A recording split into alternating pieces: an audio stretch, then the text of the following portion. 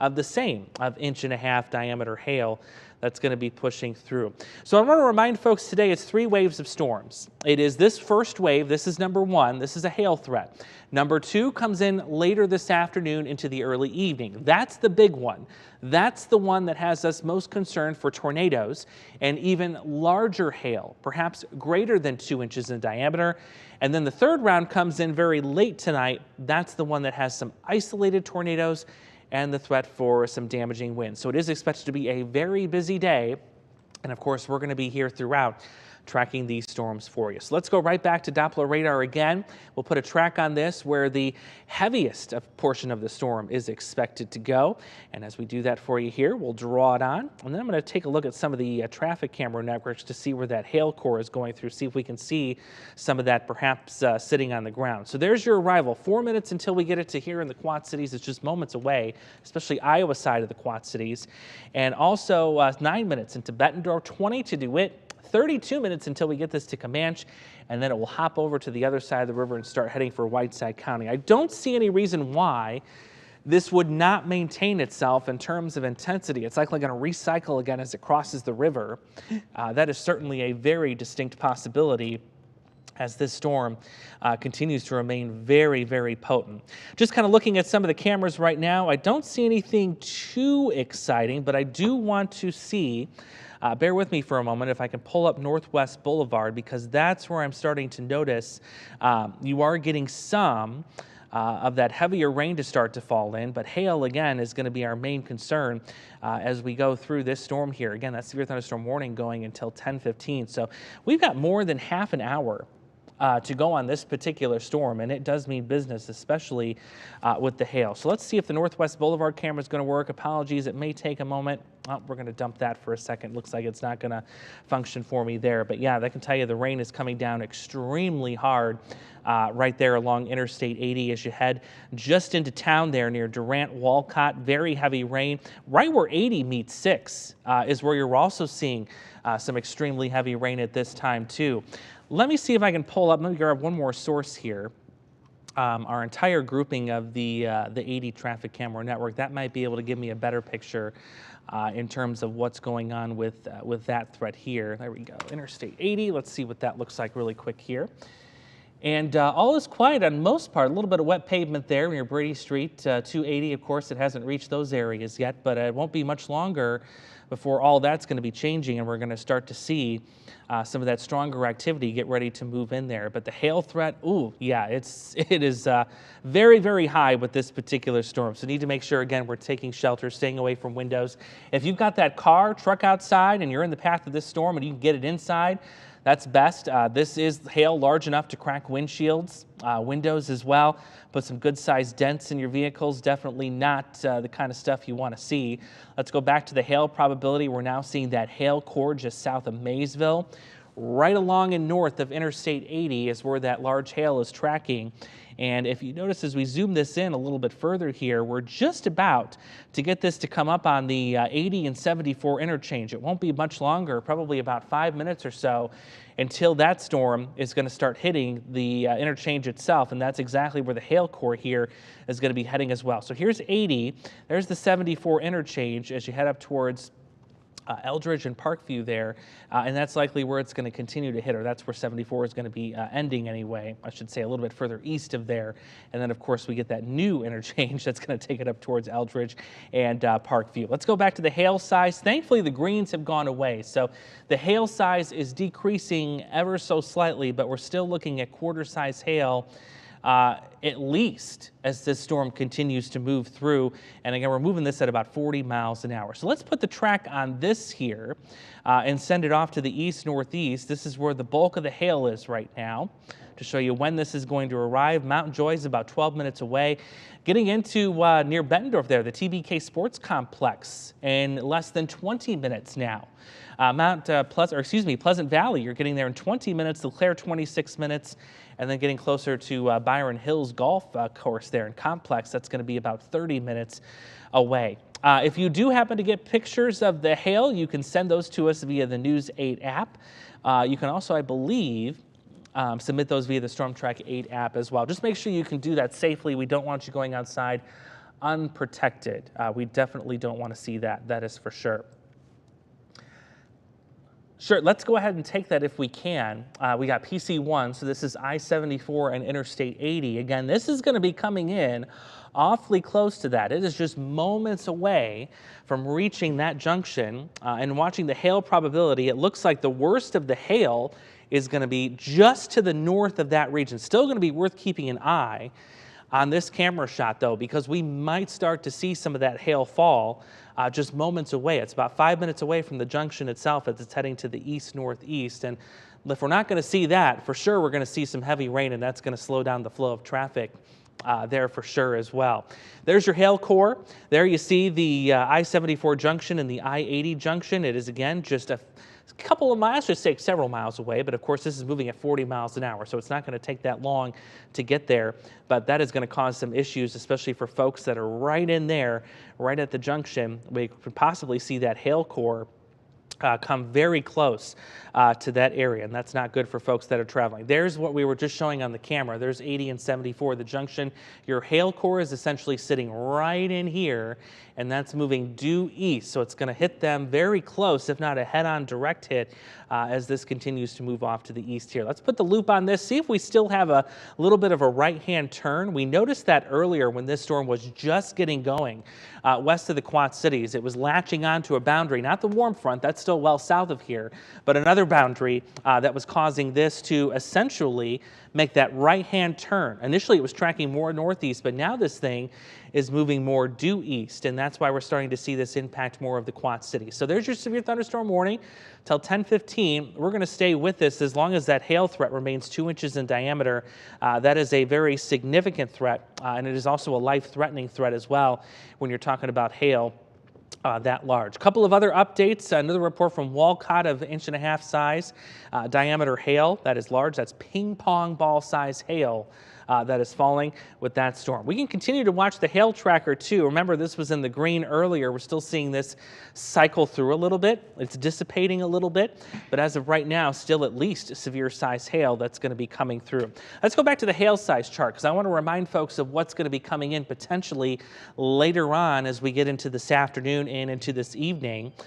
Right now, you've got hail up to the size of golf balls being reported in several different locations, but later on today, we do have the potential to see 2-inch and larger diameter hail. That's up to tennis ball size. That could do a significant amount of damage. So based on the observations we've seen right now, this hail coming through is at a minimum going to cause severe roof damage, dents in wood, exterior paint damage to homes, and also dents in vehicles, I should say. I think we're just hearing outside the studio now the sirens going off here in Moline. I want to remind folks that those sirens are not going off for a tornado, rather they are going off for this very violent thunderstorm that is moving in, especially with that hail threat. Let's go to our porch cam, if you will, right outside the WQAD News 8 studios. This is Park 16th Street. You've got the hill there. An extremely dark appearance to the skies as this storm is pushing on through. You may even see that green appearance too, and that's mainly going to be caused by the hail that is suspended aloft within this storm itself. Again, we're not concerned about the threat for tornadoes today. There you see we just took a little power hit here at the station. The tornado threat comes later. It's the large hail threat that we're most concerned with these storms as they're pushing through right now. I'm just checking in with our Bridgepoint camera too because I'm kind of curious to see what that view looks like. I'm just kind of panning it a little bit here. Yeah, let's see if we can take the Bridgepoint camera view and we can show you what that looks like, pointed directly kind of at the worst part of that storm. And kind of stay with us because we are taking some power hits here as this thing is moving through, so our signal may jump around a little bit. There we go. So you're starting to see some of the darker skies moving in from the west as this storm system is pushing through the region. I'm going to try and go back into the hail zone here because at least on my end, that is decreasing in intensity a little bit, which is some good news. But I'm still getting reports, even in Scott County. This is near Spring Lake. Just had a report just 2 minutes ago.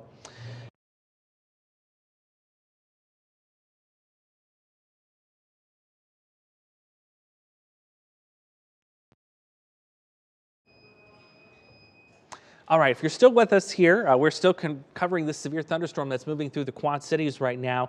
As I was just saying moments ago, just had a report 2 minutes ago. This was in Spring Lake. This would be in Scott County, 2-inch diameter size hail. That is egg size hail that is pushing through and moving into the Quad Cities right now as we speak. So we're going to reboot our system here really quickly. We should be able to get this radar updated in just a moment, and I'll be able to track that for you. We're going to take you back outside right now to the porch cam so you guys can see. Obviously, we have lost power here in our neighborhood at top of the hill on Park 16th Street as this storm is pushing through. Very dark, ominous appearance to the sky that we've got going on right now. Again, can't stress enough, just because this is a hail threat does not mean you should not take shelter. You need to be inside, away from windows. I wouldn't even be in a car at this point if I could help it. There you're seeing the wind starting to pick up outside our studio right now too. If we have that wind along with that large hail, that is going to be a significant impact as this storm is moving through very shortly. Just moments away again from getting into the Moline area with some strong winds, potentially some large hail. Now, last check, the large hail threat was just north of Interstate 80. I just got recontrol of my graphics machine here, so I'm going to kind of poke around.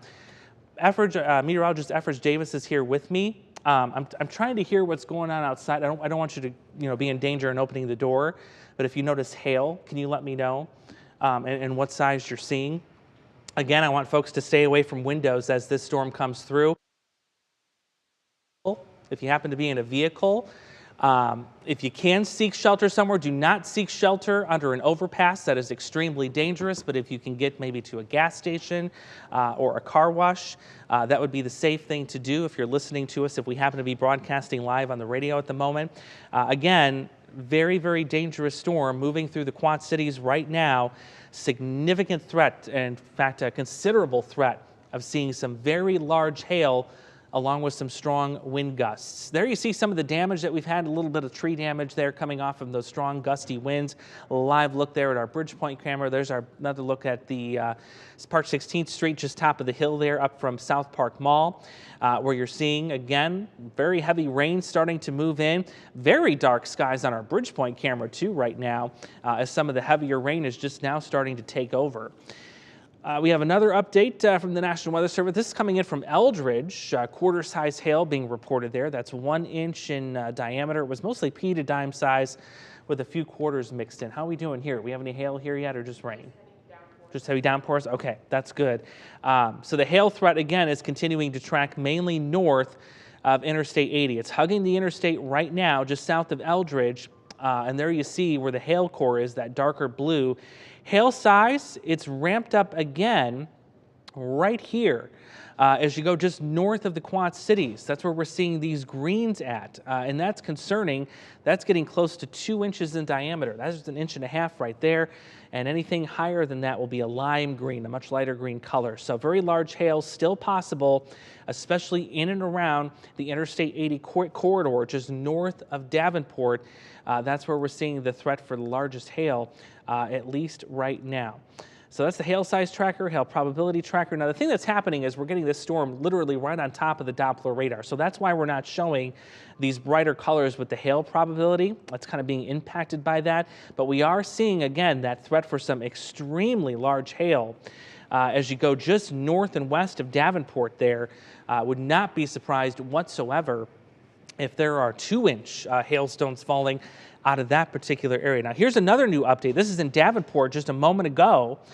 Pool ball size hail, 2.5-inch diameter hail. That is pool ball, tennis size hail is now falling at the Davenport Airport there, just north of town. Very large hail. That matches up very well with what we're seeing on the radar there. So there's the Bridgepoint camera. Again, we're facing the Iowa side of the river, a very ominous scene there. With the rain coming down, a little bit of wind, but some significant hail now being reported in Davenport. So if you're in Davenport and points to the east, you need to take immediate shelter. At this point, given the hail that is this big, I would say go to the basement. You're talking about significant roof damage, significant damage to vehicles, windows, siding, all of the above. I would be in the basement for this storm if you are north of Davenport and to the east of Davenport, because this is going to be coming in your direction in just moments with a threat of hail up to 2.5 inches being reported at the Davenport Airport. That's in Mount Joy. That is some serious size hail. I don't think we've seen anything that big here for quite a while. That is some seriously large hail, and that means business. There's another live look outside our studio right now. Also here in Moline, too, from our eagle eye, a lot of rain coming down, some darker skies, a little bit of wind with this. It's not all about the wind, though. It's the hail that's been the biggest problem with us so far. We do have, I just saw this turned into our News 8 app. There are some very large hailstones in this picture here that's in our News 8 app. If somebody can pull that up, and we might be able to show our audience there. Appears to me that that is very close to tennis ball size, like what we just saw being reported moments ago. So again, very large hail with this, 2.5 inches in diameter possible. That will definitely be very impactful. We're talking damage to roofs, perhaps some cracked and destroyed windshields, windows as well. You got to get away from windows as this storm is coming through. So it's going to look a little different here on the radar as we go through the next few minutes. It's literally going on top of the radar right now. That can kind of cause these different little artifacts to come up, but certainly there's no doubt in my mind that hail threat is still centered right here, just south of Interstate 80, north of Davenport. So I'm going to put the hail tracker on that right now so you can see exactly where it is going to head. This is tracking nearly due east. That's been its path here for the last 15, 20 minutes or so. So we've got about 5 minutes until this gets to Duck Creek Park. If you're in the Duck Creek Park area, I would say get in the basement, get away from the windows, because that is large hail, potentially up to tennis ball, pool ball size hail coming into your region. Riverdale, 10 minutes away. Pleasant Valley, we're 12 minutes away from there, and then we're going to get this into the Clare about 18 minutes from now. Not one you want to be standing by the windows to try and see if you can get the hail. This is not one you also want to try and catch the hail. This is something that can seriously kill you if it strikes you in the head. It's not good. Very, very large hail. Let's go back to the reflectivity here really quickly so you can see the extent of this severe thunderstorm warning. I'm going to peel that off for a second. So this is going to go until 10:15. Got about another 20, 25 minutes or so left on this. And it does reach all the way to the eastern side of Rock Island County, including Kelowna, Cordova, and just outside of Clinton. But if this thing keeps going the way it's been cycling here, I do see this threat moving into the Sauk Valley and much of Whiteside County coming up in about the next 30 minutes or so, and large hail will continue to be the dominant threat that this storm is going to produce. It's going to be interesting to see what this looks like. It's on top of the radar right now, so that does impact the view that we have of it right now a little bit. Things get a little funky looking, if you will, because the storm is literally sitting on top of the radar, but we'll get a better picture of it as it moves away here in just a few minutes.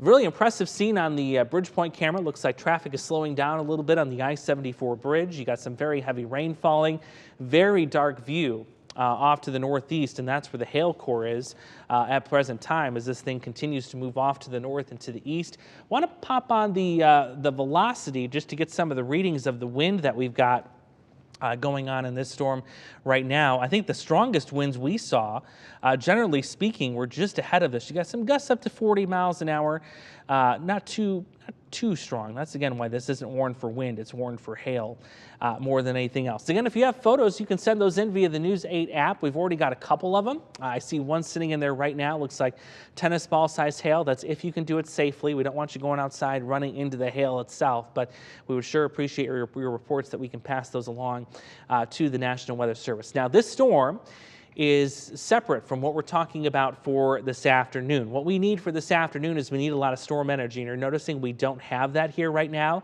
All the storm energy still sitting well down here to the south towards St. Louis and into parts of Missouri, south of Quincy. That's what we tap into for the afternoon storms, and that's what's going to drive an even bigger threat for not only larger hail, but also the threat for tornadoes too. I want to put the future radar in here because you're going to see how this is going to evolve as we go through time. There you see that will develop a little bit further and actually race up towards the Rockford and Chicago region a little bit later this morning. Meanwhile, here it doesn't look like we're going to see any further development until we get to the later part of this afternoon and to this evening. Looks like we've had that severe thunderstorm warning now extended. It does include Whiteside County, northern parts of Henry County. That will go until not 10:15, but rather 10:45. So there's your new warning. It does include just west of Sterling Rock Falls. Morrison, you were included in this. Prophetstown, you're included in this. Nearly a good chunk of Interstate 80 is all in this. And that's where the hail core is going to be traveling. Let's go back to that so you can see where it's located. We're seeing this expand a little more, but again, the storm is sitting on top of radar. So this product is going to look a little iffy for a couple of moments until we get this storm away from the radar. But there you see, at least the threat anyway, is decreasing slightly. It's slightly decreasing. It's still there, don't get me wrong. This is still a very, very impressive storm that is rolling through. So let's put the track on this now and extend this a little bit further off to the north and to the east, because again, this is going to be heading into the Sauk Valley very shortly here. I'm actually going to do a different track because this storm has grown so much in size. I want to make sure we're encompassing the whole thing here. So let's stretch this down, stretch it through the warning polygon, and this is what we've got for expected arrival times in your hometown. So we're 2 minutes away from Pleasant Valley.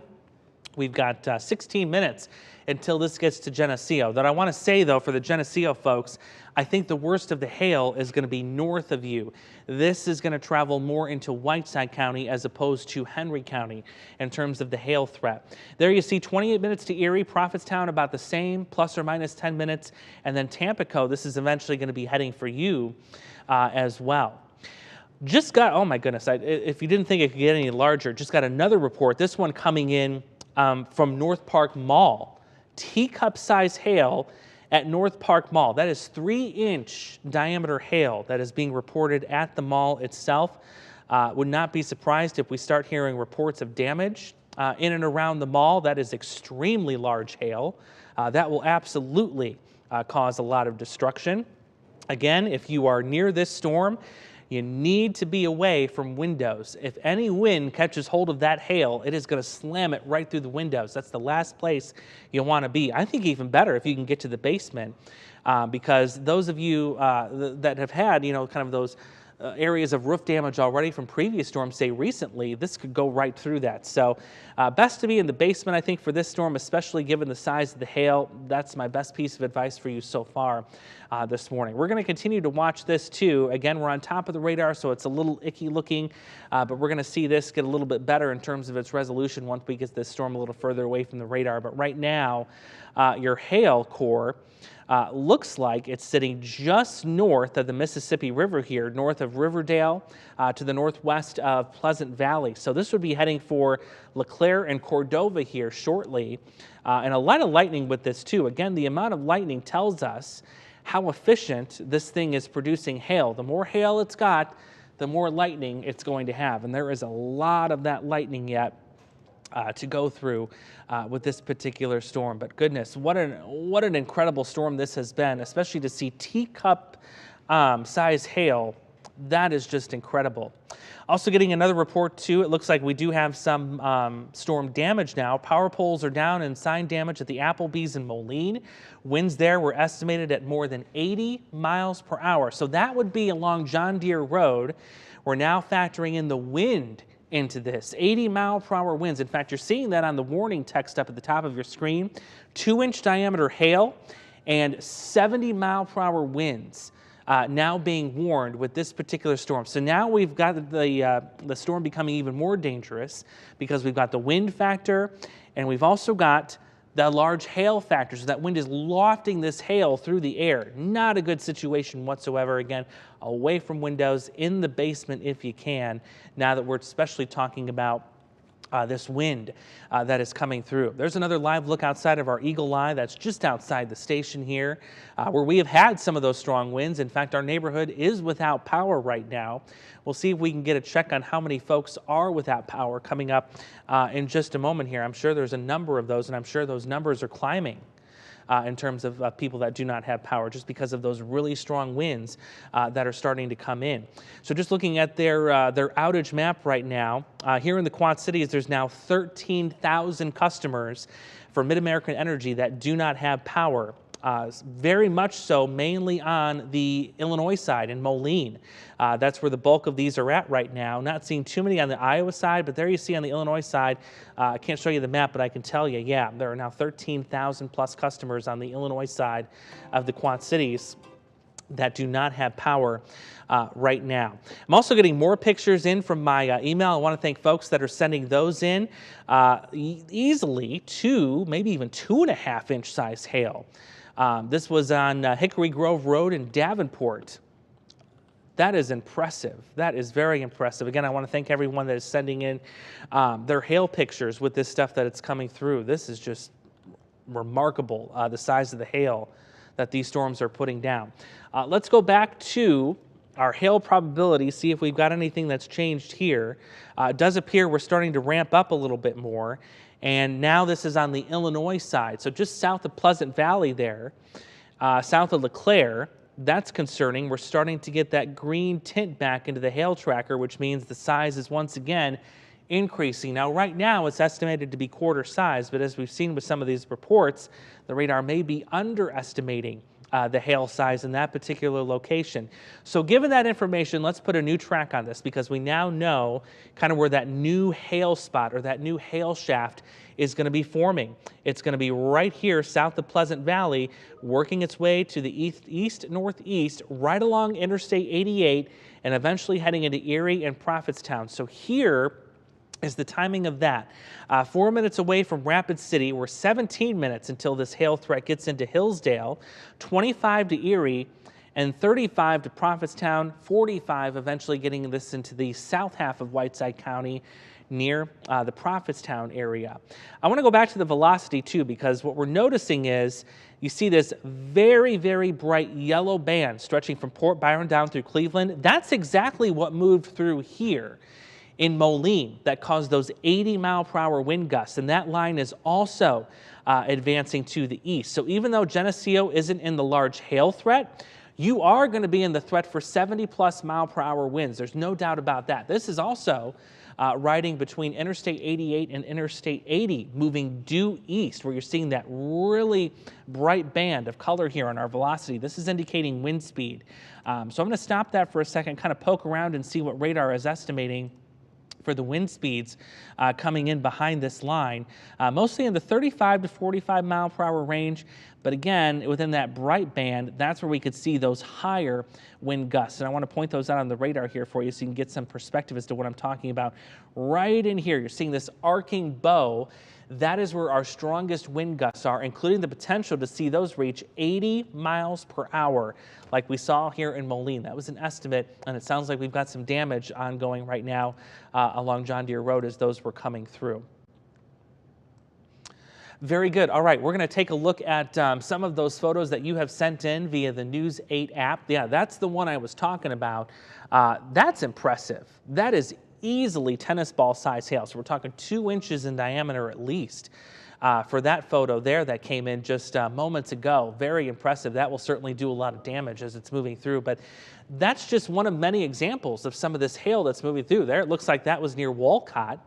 It looks like it's just slightly larger than nickel, right around dime nickel size hail near Walcott from that photo there. Looks like we have a few more from this morning too. Oh, there's actually a video. So that's near Kimberly Road and Welcome Way of some of the, yeah, you kind of have to turn your head sideways a little bit, but yeah, you can see the hail that's coming down in that particular video. And I think that was sent in by our own Scott Weiss. So that's a good showing too of exactly what's going on. I'm curious if folks, I know we have a ton sitting in our email too right now as well. If anybody has sent in the really, really big stuff, because again, we had a report at North Park Mall in Davenport of teacup size hail. That's 3 inches in diameter. It's so big, I don't even have it on my hail chart because we don't see hail that big around here in the Quad Cities. So very large hail being reported there. We're going to dig through some of these emails and see what we can find, because I know there's a ton sitting in there, and I really appreciate you guys sending those in, whether it's the News 8 app or the emails. So let's break this down again. Let's recap what's going on, especially if you're just joining us. This is a very severe thunderstorm that currently is warned, as you can see there with the yellow polygon. It does include Scott County, Rock Island County, Henry County, and parts of Whiteside County until 10:45, I believe. I'm going to scoot this box over here, see if it'll re-highlight. There we go, 10:45. Is how long that warning is going to be in effect for. This is warned now for not just hail, but now hail and 70-mile-per-hour winds. So that's why I'm telling folks, if you're in the path of this storm, if you're under that warning, it's basement time. You don't want, teacup-sized, pool ball-sized hail flying through the air with 70-mile-an-hour winds. That's going to come right through your windows. Very dangerous situation with this storm as it moves off to the east. We're going to put a new track on this, and I'm also going to show you where the hail threat is going to be, because not everyone is going to see the hail, but a lot of folks are going to see the wind with this. So let's go to the hail tracker, and there you see where the greatest threat is going to be. In fact, we're ramping up again. Right here near Cleveland, that hail threat is increasing once again. Let's poke in there and see what's going on in terms of the size here. It's likely going to be close to 1.5 inches. Yep, there it is, 1.3 inches. So the hail threat is once again increasing. The hail size is increasing as this storm cycles. So using that, let's put the track on that, because let's see who's going to have the hail threat. And then we'll go back and look at the wind threat and see who's going to be dealing with that. So this is moving east-northeast. That's going to take it right about there. So kind of more of our smaller hometowns. We don't have a lot of the biggies on here, but you're seeing it's going to go right to the north of Interstate 80, north of Geneseo. So Geneseo, if you're watching Atkinson and Anawan, I'm not concerned about hail for you. Even Hoopole, I'm not concerned really about the hail threat right now. But getting south of Prophetstown, just southwest of Tampico, that's where that hail core is going to track. It's going to track right along that axis and potentially even get right into Deer Grove in extreme southeast Whiteside County. But there you see the latest scan coming up. And I want to clear that up. The green area is growing again, which tells me the hail potential is ramping back up again. A couple of other reports while we get the velocity scan rolling on this too. We have wind damage being reported near the 280 bridge, and also have trees down near the 280 bridge as well. I'm kind of curious. I'm going to go back up to that camera view and see if we can see anything. I know for sure we've got that on our 80 traffic camera network. Let's see if we can pull that up here. We'll give it a second. So there's 280. Looks like they don't have it pointed to at least an accident right now, but there is a report of an accident on 280 near the bridge being caused by some of this tree debris that's being blown into the line of traffic, if you will. So that's a new severe thunderstorm warning that was just issued for Clinton and Scott. We're going to take you back to that here really quickly on the radar so you can see where that's going to be popping up to. That's going to be until 10:30, and that is for 60-mile-per-hour winds and 1-inch diameter hail. So the new warning, I'm going to peel all of this off because I know it's a lot going on. It kind of reminds you of what happened on Friday, right? There's a lot of polygons going on here.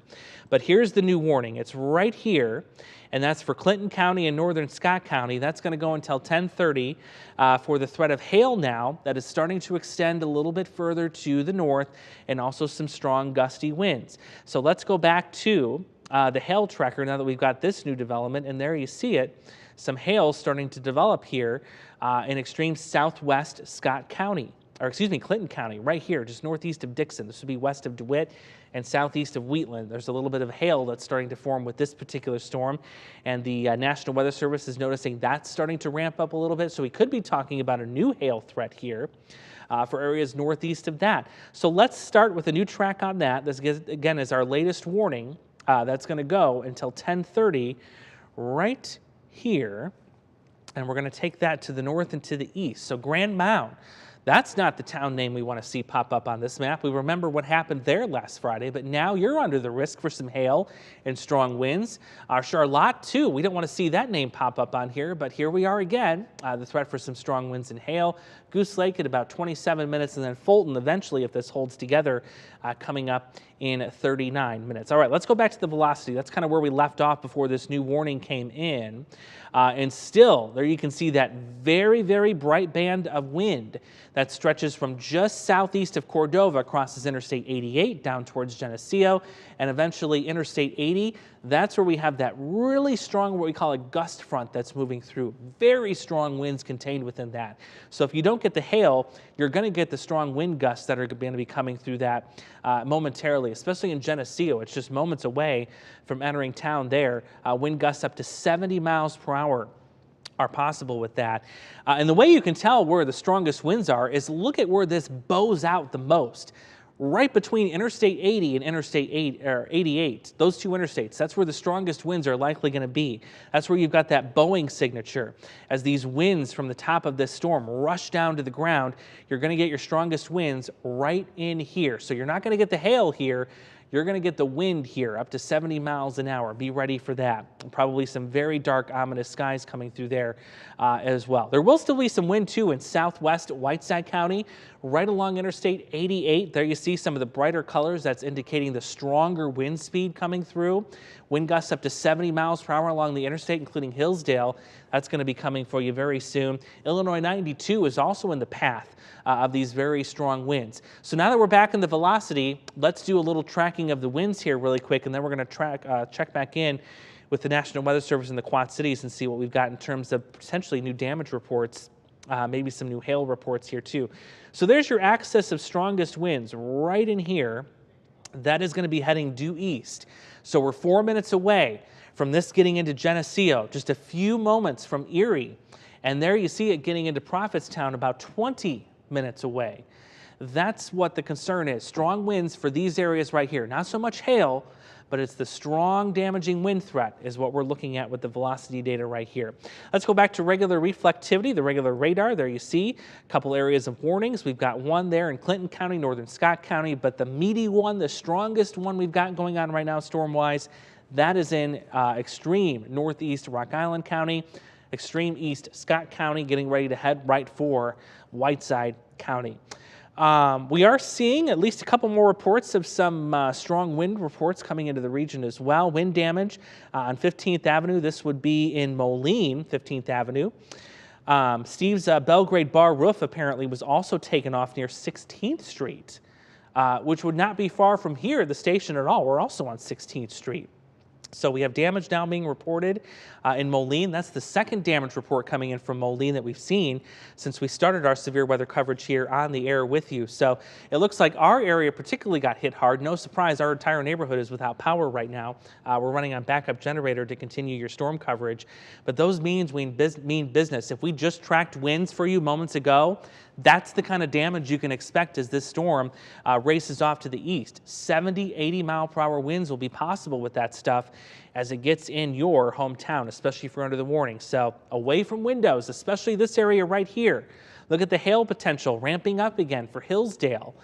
You're seeing that now extremely likely that you're going to see some large hail in that region. Let's go to the hail size tracker, and wouldn't you know it, yep, the green has increased again, which means we're getting those hailstones to be closer and closer to that 2-inch size. That's exactly what drove through parts of Davenport earlier, and actually we had that report of 3-inch diameter hail near North Park Mall. So let's get the new track on this here as it continues to develop, and this is going to be moving to the east. I believe what you've got there is Illinois 92, and that's going to track right along Illinois 92. So let's go right back into here. We're going to zoom out a little bit more, see exactly where this hail potential is going to ramp up again, because that looks like it's going to be the case here. It's not decreasing, it's actually increasing again in size and in intensity. So there you have it. Joslyn is just a few moments away from seeing that potential, up to 2 inches in diameter possible. We do get eventually into the Prophetstown area, just less than 20 minutes or 25 minutes or so to getting that into the Prophetstown region. So very concerning there. Folks are watching from Prophetstown, really anywhere in southern Whiteside County, extreme northern Henry County. Away from windows, you need to be in a sturdy shelter. If we start to get those winds to ramp up again, you're talking about 60, 70 mile an hour winds combined with this large hail that is once again approaching 2 inches in diameter. That is a life-threatening situation. You do not want to be next to a window as that thing is moving through. Let's go back to the velocity. Again, that corridor of strong winds continues to stretch from Hillsdale down through Geneseo, likely getting very windy downtown Geneseo right now. If not now, it will be any moment. It's just now crossing Illinois 82. Hillsdale also getting some strong winds at this hour too. I think on the backside you're going to see an increase in winds just to the west of Geneseo. Some of that downward motion coming in from this storm. Very windy getting around Interstate 80 Geneseo, soon points to the east. Hillsdale, though, you see you're right in the thick of things right now with the stronger wind gusts. I want to kind of poke around a little bit further to the north here too, where we've got that other warning, the other severe thunderstorm warning, and there you see it there near Grand Mound, in Calamus. Let's do some of the velocity scan data points here and see what we've got for wind speeds. So 30 miles an hour, that's not terrible. You get a little bit closer to 40 miles per hour, though, on the backside of that particular storm. Let's kind of go around in here, too, and see what we've got going on for the wind speeds, not only on the front side of this line, but also on the back side of this line, too, where you're seeing some of these reach some of the higher speeds. There's 50 miles an hour. And that would be just north of Geneseo. Let's go a little deeper. There you see another 50 miles an hour being measured by Doppler radar. And that's right near and along Illinois 92. So where you're seeing this stretch of strong winds here, you got to take shelter. Thankfully, again, the hail is just lagging a little bit behind that. But boy, not a good combination with these storms pushing through with hail and high winds. All right, let's focus our attention north again here really quickly. We have this severe thunderstorm warning that's going to go for 15 more minutes.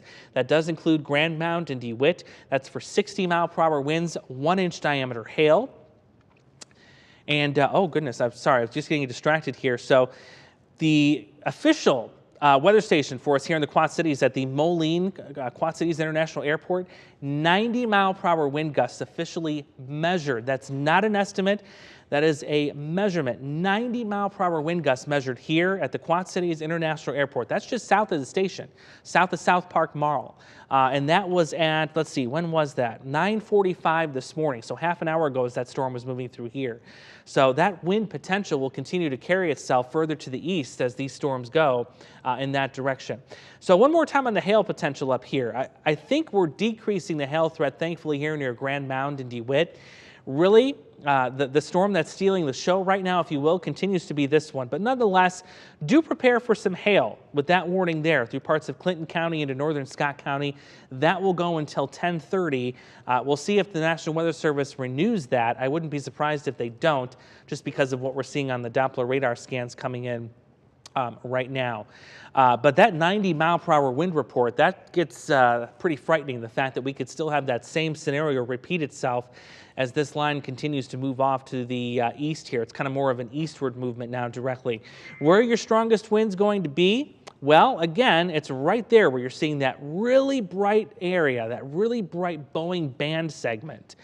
This right here, stretching from Erie to Hillsdale, just east of town there, now east of Geneseo.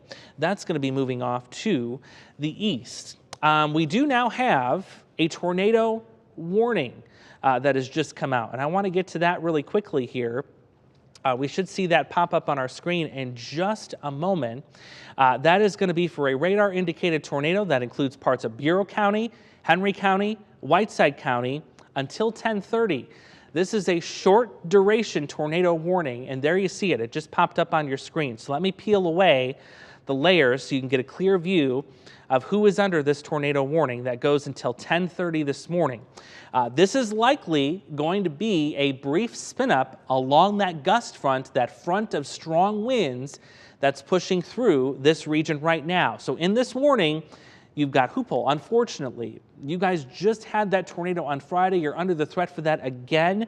This is the junction of Illinois 92 and 78, right before you get to Tampico, right before you get to Deer Grove. So let's go right back to the velocity immediately and see if there's anything that we can see that kind of stands out in terms of where that tornado threat is going to be. And if I had to guess, just based on looking at the data here, the National Weather Service is likely seeing something right in here, a very quick spin up, if you will. And if that's the case, let's go ahead and track that here to the north and to the east, right here. And again, I hate to say that this is going to be heading for Hoople again, but it is.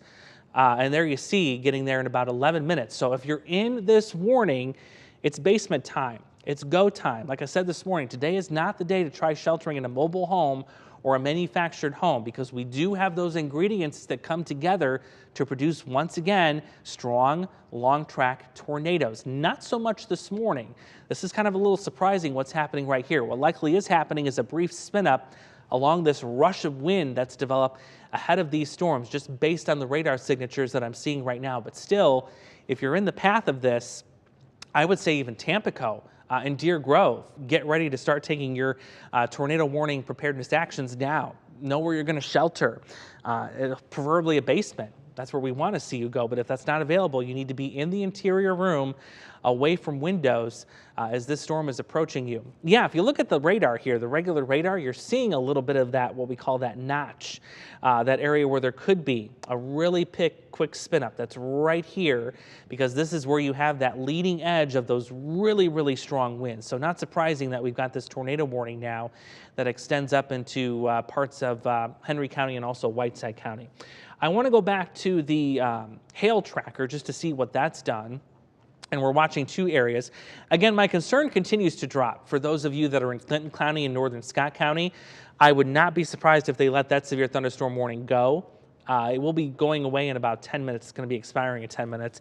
There's your hail threat, by the way, still south of Hillsdale, and that's also moving to the east. So it's just near to the north of where that threat for a tornado is right now.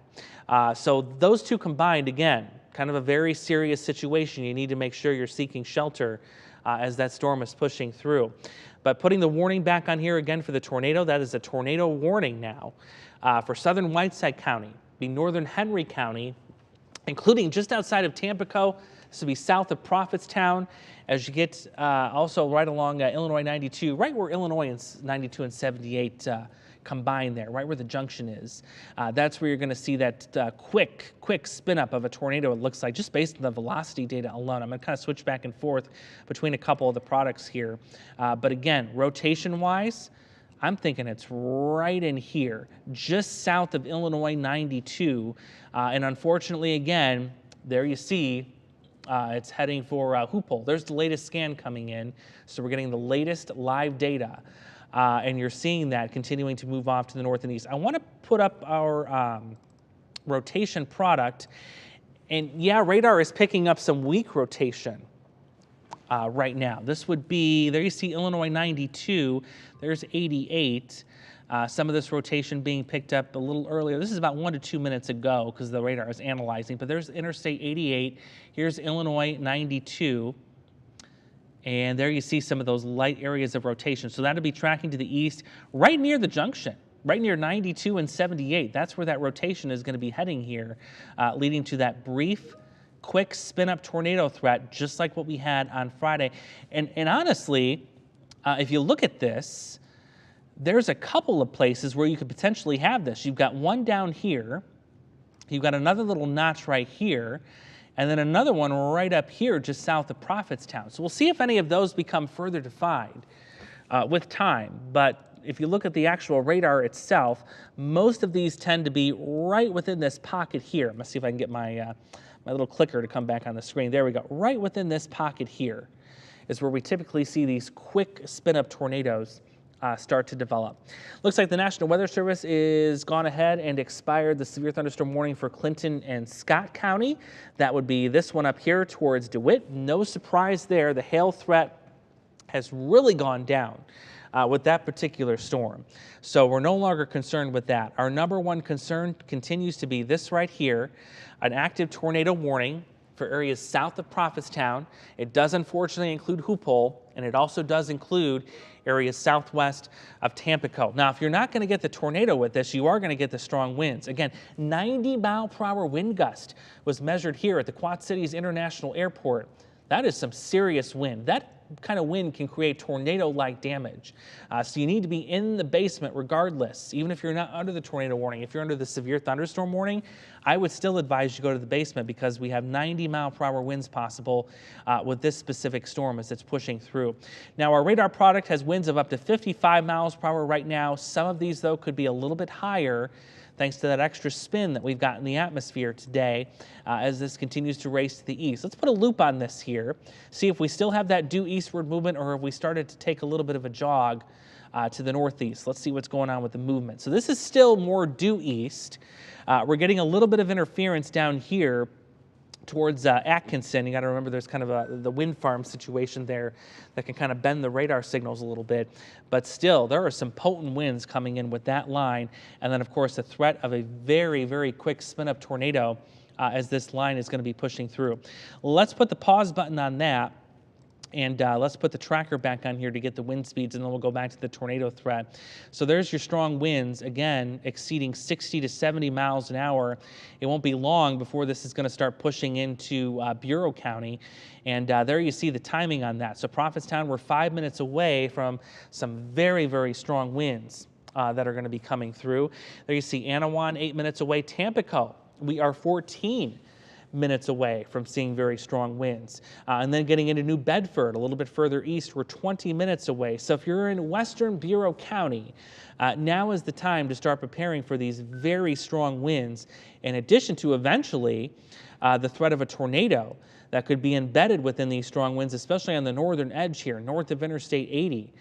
So there again is where you're seeing that. The brighter yellows and the reds combining with the brighter greens, that's where we have some of the rotation. What we're also looking for is the shape of this, where we have these little notches. So there's one down here, and then we've got potentially another one here, and another one here. So we have 3 different locations that we're tracking right now that are indicating rotation. Let's get really in here because you can start to see some of the roads. So rotation area number 1, and this is just southwest of Hoople, right in here. So that would be south of, it looks like, Eilers Road, east of Atkinson Road, but south of County Road 20. This area of rotation right here. That's tornado potential spot number 1. Here's Illinois 78. There's Hoople. Unfortunately, if you follow this, it's heading right into town. So if you're in Hoople, you need to be underground now, not only for that tornado threat, but the large hail threat. If we go a little bit further, potential tornado spot number 2, right here, a little further north of town. This is Illinois 92 right here. There's Ridge Road, Illinois 92, you're north of St. Mary's Road. That's another area where you've got this little notch going on, a little rotation. That's going to be moving off to the north and east. It's going to be hitting Illinois 78 and then eventually 92 again on the other side of that as you get close to, looks like Yonk Road and Osage Road. Let's go a little further north to potential tornado spot number 3. That is right here.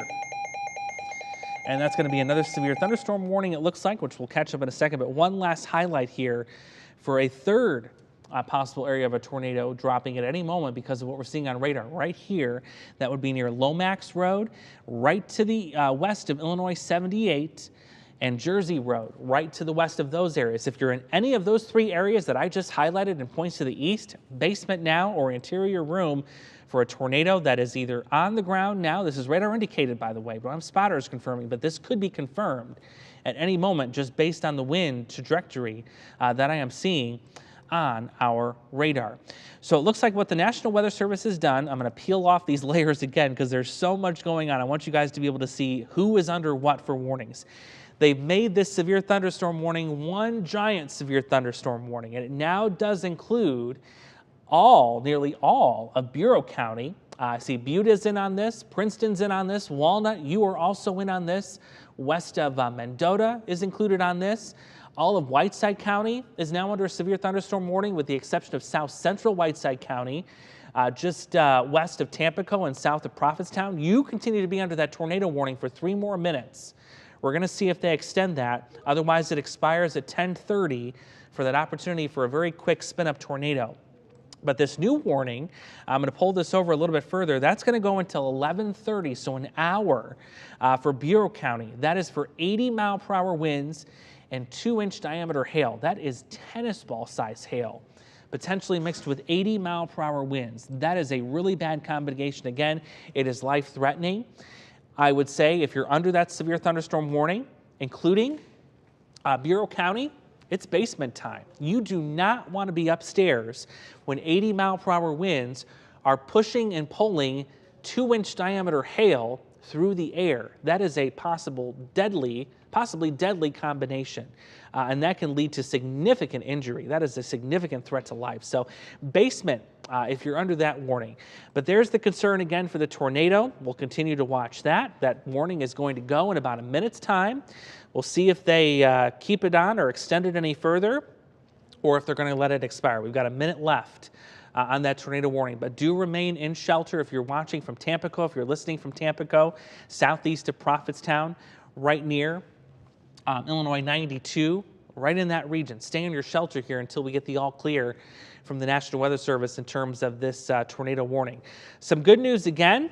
The warning that was up here, we've let that go up towards parts of Clinton and Scott County. That's also going to be expiring moments away, seconds really at this point. So now we're focusing on the Illinois side of the river. The threat is decreasing on the Iowa side, but now ramping up on the Illinois side of the river. Now that we're reaching the bottom of the hour, I kind of want to reset things and show you the overall picture, what's going on. Is there anything more coming after this? As of right now, no. This is the only thing coming through here in the near term.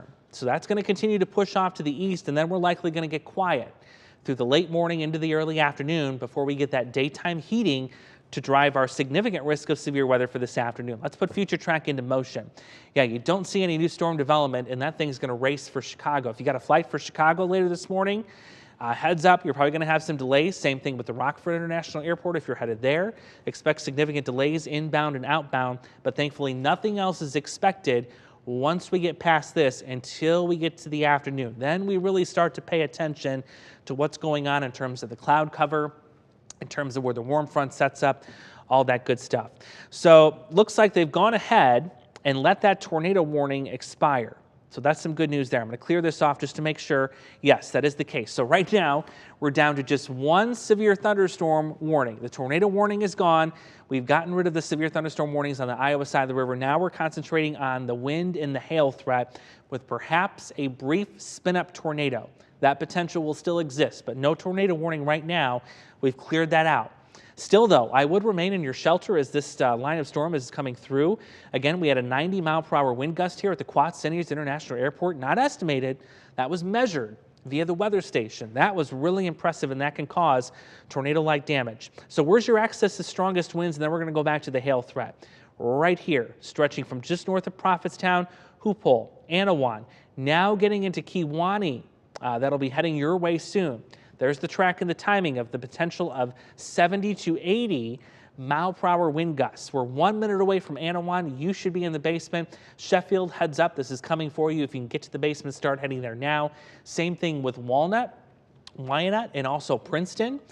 You should be in the basement too, because again, we've seen that potential for winds up to 80, 90 miles an hour. That definitely gets your attention, especially when you're talking about wind speeds that are that strong in nature. That can cause tornado-like damage. Let's go back to the hail threat, because that's kind of been our big thing all morning long, including that 3-inch diameter hail report at North Park Mall, kind of in that area. That was concerning. Where is the hail right now? It is right here in central Whiteside County. This is just south of Interstate 88 near Linden and Prophetstown. That's where we're seeing the hail threat ramp up once again.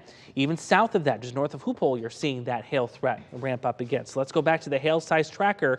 Do we have any green? We don't at this moment, but we're getting awfully close just west of town there in Prophetstown. And that's going to be heading into town just moments away. There you see Linden, Prophetstown in the threat of this hail. That's going to be up to 2 inches in diameter. So let's put a track on that. We've got 2 different areas of hail that we're going to be tracking right now. Let's start with the first one that's further north, moving off to the east-northeast. And yeah, it looks like we're in Prophetstown just moments away. 24 minutes now to Rock Falls. 31 minutes away from getting this into Nelson. We also could see this just kind of briefly pass by the Whiteside County Airport. That would be south of Rock Falls, also in about 24 minutes. We'll see what the hail core does as it continues to fluctuate in intensity. Let's go to hail core number 2, just a little bit further south here as you get closer to the Hoopole area that's just north of town. Let's zoom in a little closer and we'll get a track on that. There you see, we'll take that to the east. Has Deer Grove in its sights, along with areas just south of Tampico for the potential of seeing 2-inch diameter hail Also, don't forget we're talking about those strong winds. Not a good combination that you're pushing that large hail through the air with 70 to 80 mile per hour winds that are coming through with this storm system. Where are your strongest winds? Again, a reminder of where those are, where you're seeing this really bright band of yellow and orange. Those are where your strongest winds are going to be, and they're in Prophetstown now.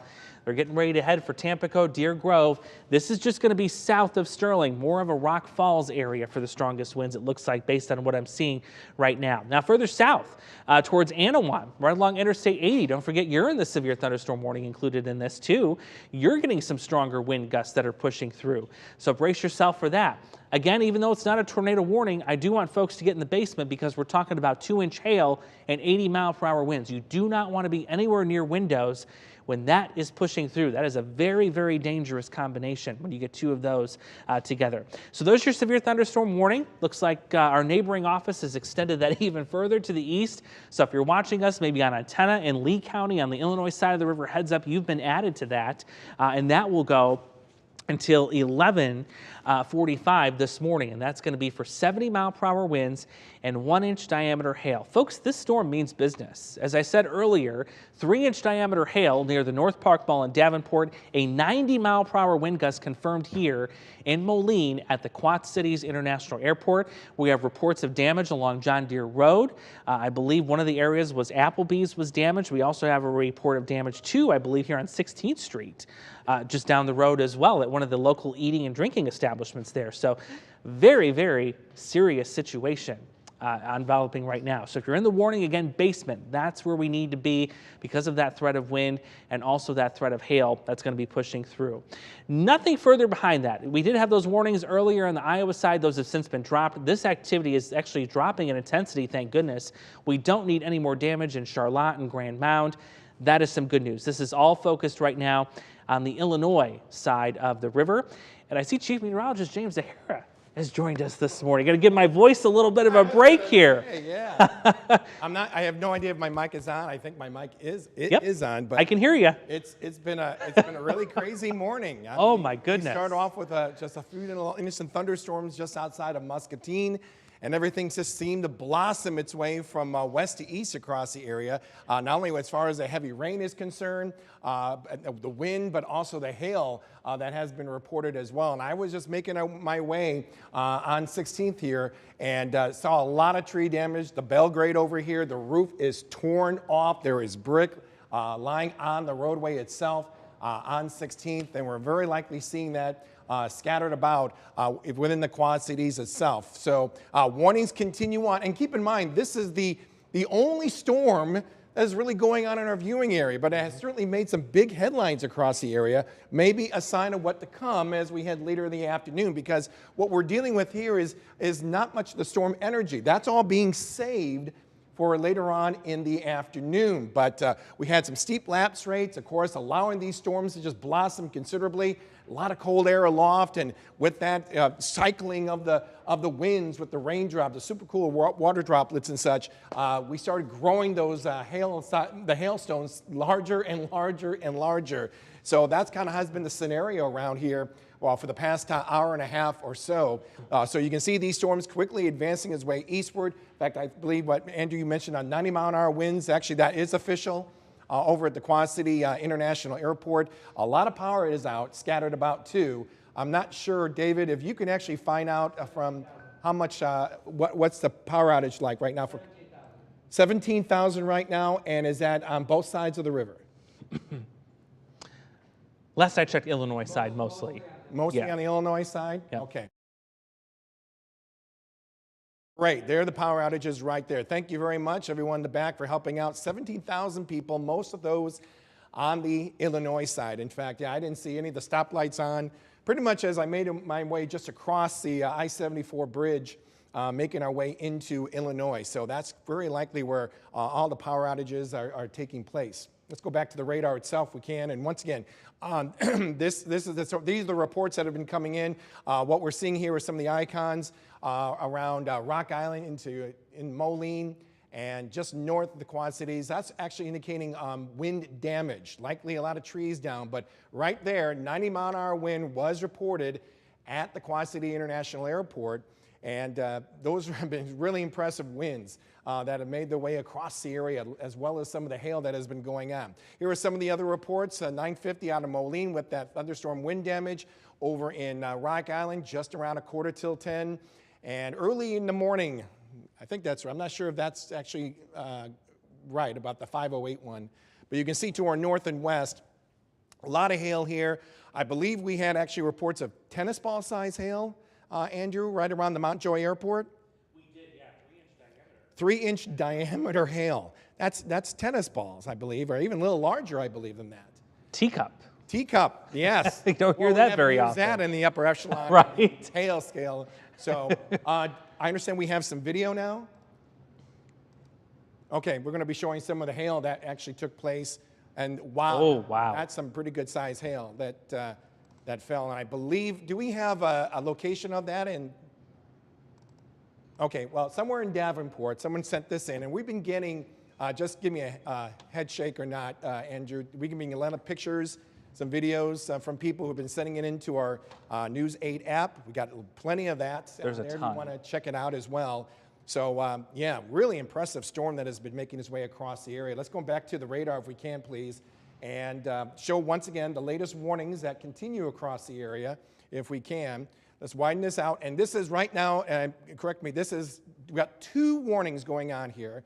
The one going into, looks like this is part of just going into Lee County, Illinois. Grand Tour, there's Amboy, that's until 11:45. But this one right here that we see that's covering much of Whiteside County includes Sterling Rock Falls, Erie, Prophetstown, and then parts of Henry County going into Bureau County.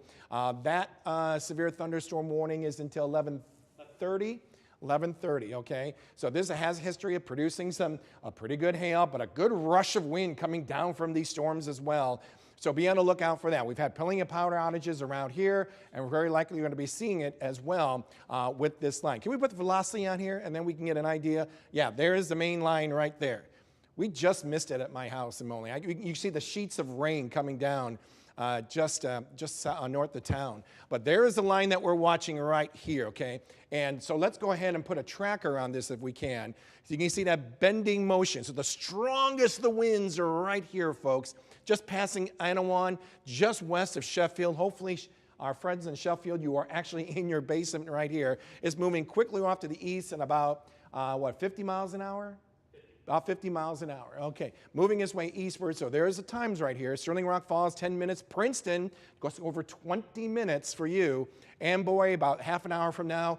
And Hall, right on the farther extent of this, right near Mendota, you're going to be seeing these winds. They're pretty much holding themselves together. So be on the lookout. This has had a history of producing some damage. And so you definitely do not want to be outside when all this is going on. You're very likely going to be dealing with some power outages too for some areas with that system pulling on in. So advanced warning in Walnut, Tuscarawas, and like I said, Mendota, Princeton. Be on guard. Get ready. Hopefully you have your electronics fully charged. Hopefully you have some nice fresh batteries for your flashlights, because this definitely means business as it continues to make its way off toward the east. I'm not sure if we have any more data coming in from this, any more updates regarding reports, I should say. Yeah, we do have reports of several utility poles down throughout the city of Geneseo. I just got that alert on my phone. We're also getting ping pong ball size hail was reported in Mount Joy. We had that about 10 minutes ago. That report came in anyway 10 minutes ago. Mm-hmm. There was also some storm damage in Hoople, unfortunately, in Henry County, which of course we know just went through that tornado on Friday. Also several trees down on Credit Island in Scott County, trees down on the road. And we also have shingles blown off of roofs in Rock Island. Power is out to many neighborhoods, and multiple tree branches down as well. Okay, all right, wow. So this does mean some business as it continues to make its way from west to east. So no doubt this kind of hailer that we like to call it that took place across our hometowns has really turned into a good full-fledged thunderstorm across areas right along the I-80 corridor itself. Once again, this severe thunderstorm warning until, this one is until 11:30. Once again, this one's until 11:45 that we see here. You can see a lot of lightning going on here. And look at the concentration of lightning that we're seeing here. It's right where the strongest of the winds are taking place. With this line as it continues to make its way easterly. It's moving at highway speed here, folks, that we're seeing here with this storm. So where all that lightning is where the strongest of the winds are taking place. Some of the very heavy rain that is taking place as well. And likely we're getting even some hail, maybe a size just close to golf ball size that we see there. But wind speed around 80 miles an hour. That's really impressive. So this is a threat that it could cause some destruction as it continues to make its way through now Bureau County here. There's Walnut right there. There's New Bedford, now impacting New Bedford. Sheffield, I cannot stress this enough to you. Be in your basement right now, okay? If these winds are getting clocked close to 90 miles an hour, that's going to cause some problems, okay? So make sure you're staying away from windows and such, okay? You don't want to be outside when this storm makes its way in your hometown. And then Wyanett, you're right in that same path as well. Princeton, be on guard. Like I said, we're only about 15 minutes away from this storm. Like I said, it's moving at 50 miles an hour, 50 miles an hour. So make sure that you're batting down the hatches. I know that there'll be, I know there's some schools going on around, and hopefully they are heeding the warnings as well, getting to their safe place in Wyanett and especially around Princeton. So definitely be on guard with that. Things have really quieted down here in the immediate Quad Cities. Well, we've had some really torrential rain. I'm not sure how much rainfall we actually got from this system. I know Andrew's going to try and find that out here in just a little bit. But the dark green here that we see here, thank you very much, Andrew.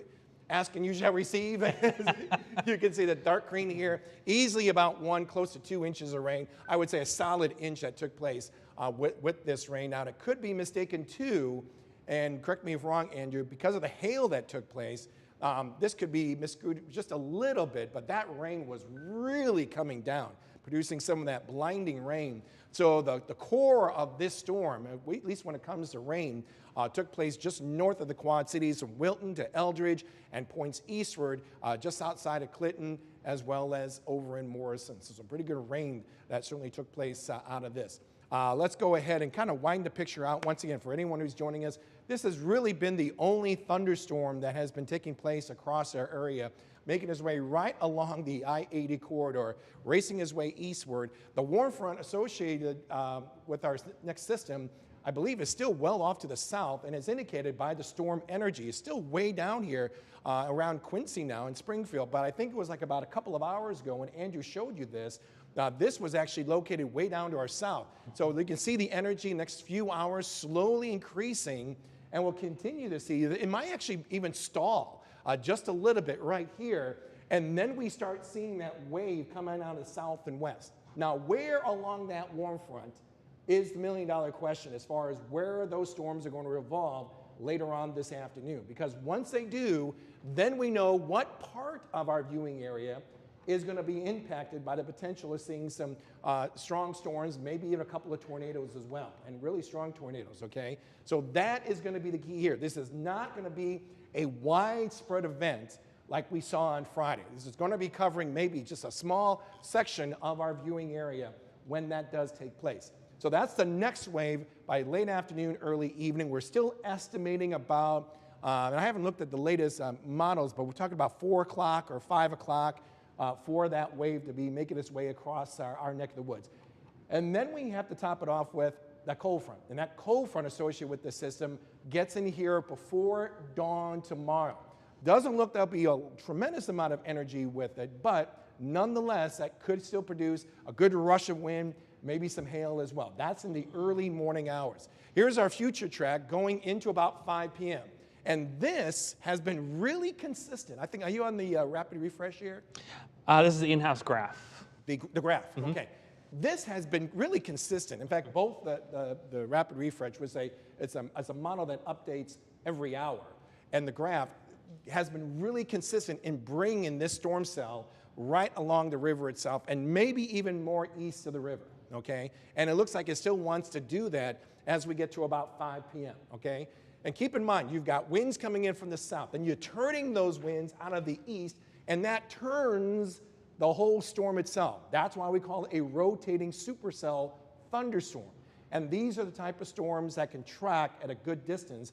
At the same time, with all that spinning going on, it can actually drop down maybe a tornado or two. And given the way the shear is going on right now and a strong, what we call a surface low-level jet, you can see some pretty intense tornadoes out of this as well. At least the ingredients are there, okay? So that's kind of what we're going to be focusing on as we head later on in the afternoon. Now, once this warm front actually makes its way northward, then it still looks like things really calm down. We can't rule out another thunderstorm, though kind of an isolated event, more off to our north and west as we head later on tonight.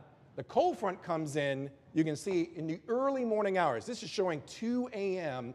If we move it a little bit more, yeah, you can see not that impressive, okay? But nonetheless, there is still going to be some good wind. You got some great lift with this cold front.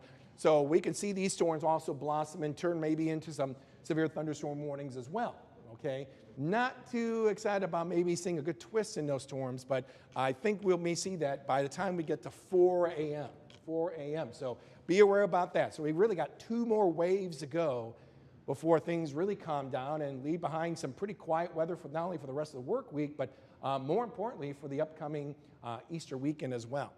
So once again, with severe thunderstorm warning, I think we have a new warning out here, I believe. Andrew, right up here. Yeah, severe thunderstorm, I think so, yeah. 11:15 for this cell. This is probably from this, it looks like this wave is actually trying to catch up to the main line up here. This is until 11:15. Comanche, Clinton, Fulton, Savannah, talking about maybe quarter-size hail, and with wind speeds maybe around 50 miles an hour. So the cell itself is actually moving northeast around 50 miles an hour. Let's go and throw some velocity in there too if we can, Andrew, and see what we got. Not too much going on. I don't know if we can actually backtrack and get an idea, but I think we're kind of talking about, yeah, a little hard to say. Maybe right here that we're noticing a little bit of a bend between Clinton and Thompson, and that's kind of moving its way off to the north and east. Let's go and take the line if we can, and that may impact Lanark, Milledgeville itself. Let's go ahead and go back to the reflectivity, and then we'll go ahead and put a tracker on that if we can on this, and we'll kind of let everyone know in Carroll County what we're seeing here. So Clinton is pretty much right on top of you. Mount Carroll, you got about 10 minutes to get to your safe place. Chadwick, less than 20, and right around 20 minutes or so, making his way toward Lanark. Okay, storm's moving pretty quickly, around 50 miles an hour. It's going to have some good wind with it. I'm not sure. Do we have some even hail on that as well, Andrew? A little bit. Yeah, we got a little bit of hail right there. I'm not sure we're going to get much of a size out of this. I mean, we could be potentially talking about some pea-size hail here, or at least under the inch mark.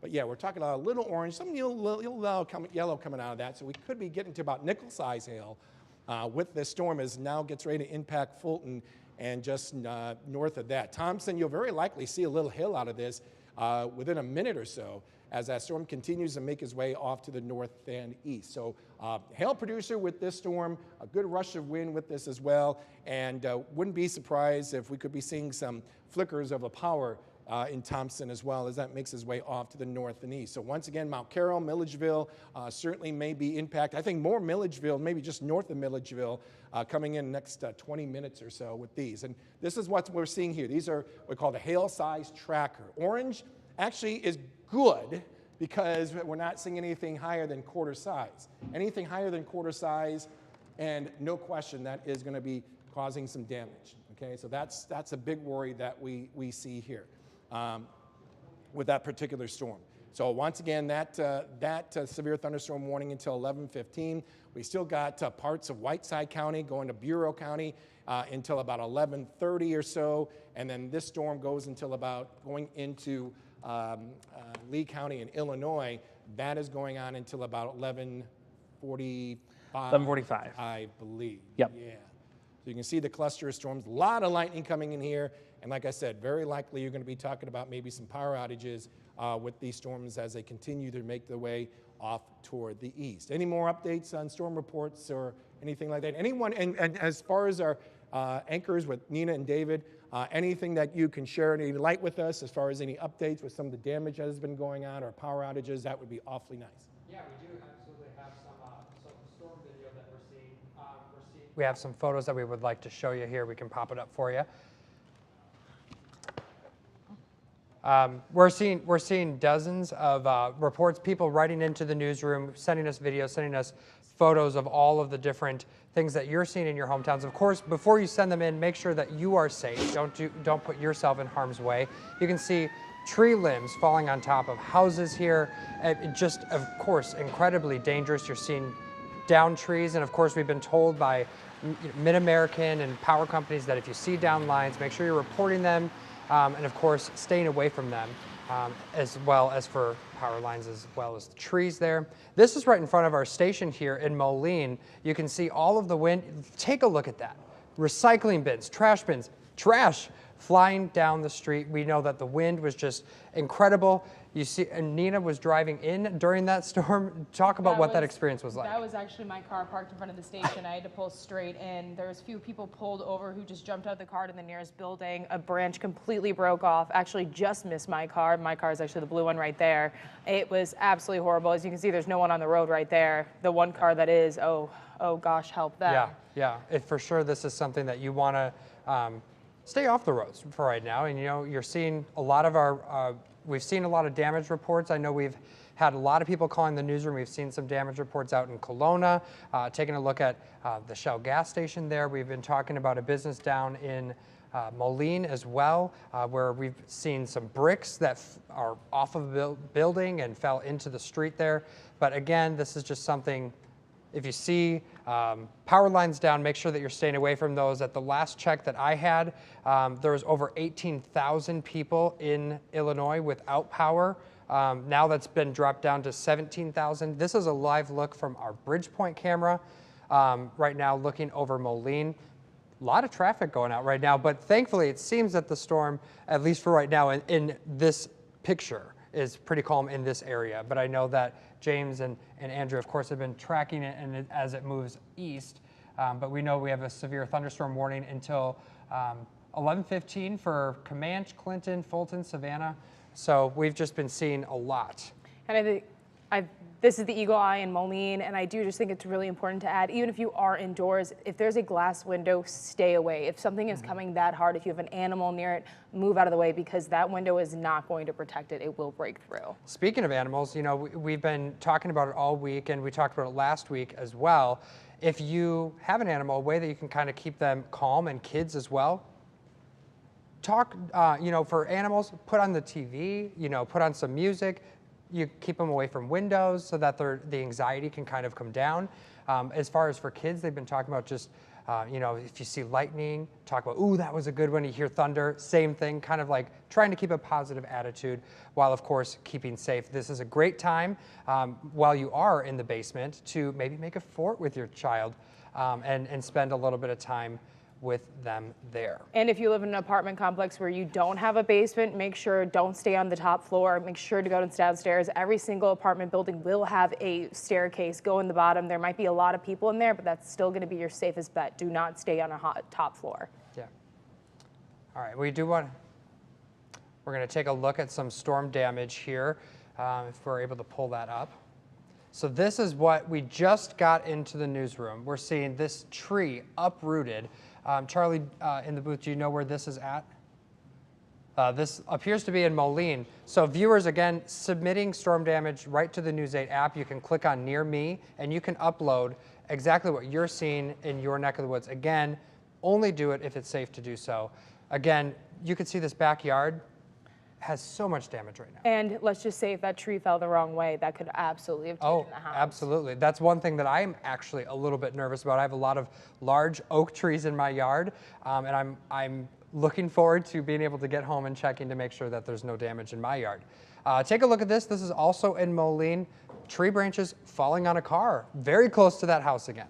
Once again, and you know, cars are the least of your worries when it comes to safety and Right. your family, your friends, your animals. But if you do have a chance, move your car away from anything that is tree related, anything that could fall on your car and damage it, because that, you know, would just be an absolute horrific situation. Absolutely. And again, we have that hail damage, or excuse me, hail photos that have been coming in. I can't tell you how many photos have come into the newsroom. Dozens of you have sent them in. I've seen people have photos of their hail right next to a tennis ball, and it is much larger, almost like a softball size, or as Andrew's been calling it, teacup size hail. Just incredible. I mean, look at that. Wow. Yeah. I mean, imagine that hitting you. This is why Andrew and James O'Hara are saying this is still time to stay in your basement, stay inside, away from windows, because that could be life-threatening right there if that hits you. And now imagine a lot of those things falling down at one time. Oh my goodness. And do we know what kind of coin that is? Not sure, maybe a quarter. A quarter. Oh, quarter and a king's quarter. It's a king's. Okay, well that is a scary king's quarter in comparison. Oh gosh. See in here. Hail bigger than, what did that say? That appears to be a smokeless tobacco achievement award. Okay, well. And so we're proud of that achievement, but also let's take a look at that gold, that huge piece of hail next to it. I mean, these just keep getting bigger and bigger. Oh my gosh, yes. So again, good time to stay inside, making sure that you are staying safe as you take these photos. This photo I've seen sent in to us a couple of times by this viewer. So again, size of a palm. Imagine that. It's just, this can cause a lot of damage, and this is not something that you want to be messing with. No, and I mean, I know you own a home, so you have a difference, you have a basement and all that stuff, but I cannot stress this enough, that if you don't have a basement, still find somewhere else, even if that's just your bathroom, and putting a mattress over yourself and your animals or kids. That's right, that's right. And the latest from Mid-American anyway, for power outages, we're looking at 17,500 people without power, mostly on the Illinois side of the river. We got about 11 on the Iowa side. So definitely a large difference in power outages there. And I know that we have crews really all over the viewing area, of course, taking precautions, making sure they're staying safe, but tracking all that damage that's been coming in, because we're seeing a lot of that as we come through. I know we just had a crew member near the roof of the house that was ripped off just recently. Oh, yes, yes. And we have our morning reporter, Charles Hart, joining us live from some storm damage that he has seen. So, Charles, what are you seeing right now? Nina, David, I'm right here in Kelowna, and let's go ahead and take a very devastating scene, by the way, and this has just evolved in the past hour and a half or so due to the severe storms that just came through the Quad City area. And as you can see behind me, this Shell gas station here in Kelowna absolutely flattened by the severe winds that just came through. And as you can see, multiple units from the Kelowna Fire Rescue are here, and right by the gas pumps, we're not quite sure what exactly they're working on at the moment, but probably working on cleaning up some of the damage. And of course, the building itself absolutely flattened with just debris everywhere. And we have not spoken to our officials yet of what the next steps are, but we will keep you guys updated as we learn more. We'll send it back to you guys. All right, Charles, thank you so much. And, you know, again, he was live for us in Kelowna.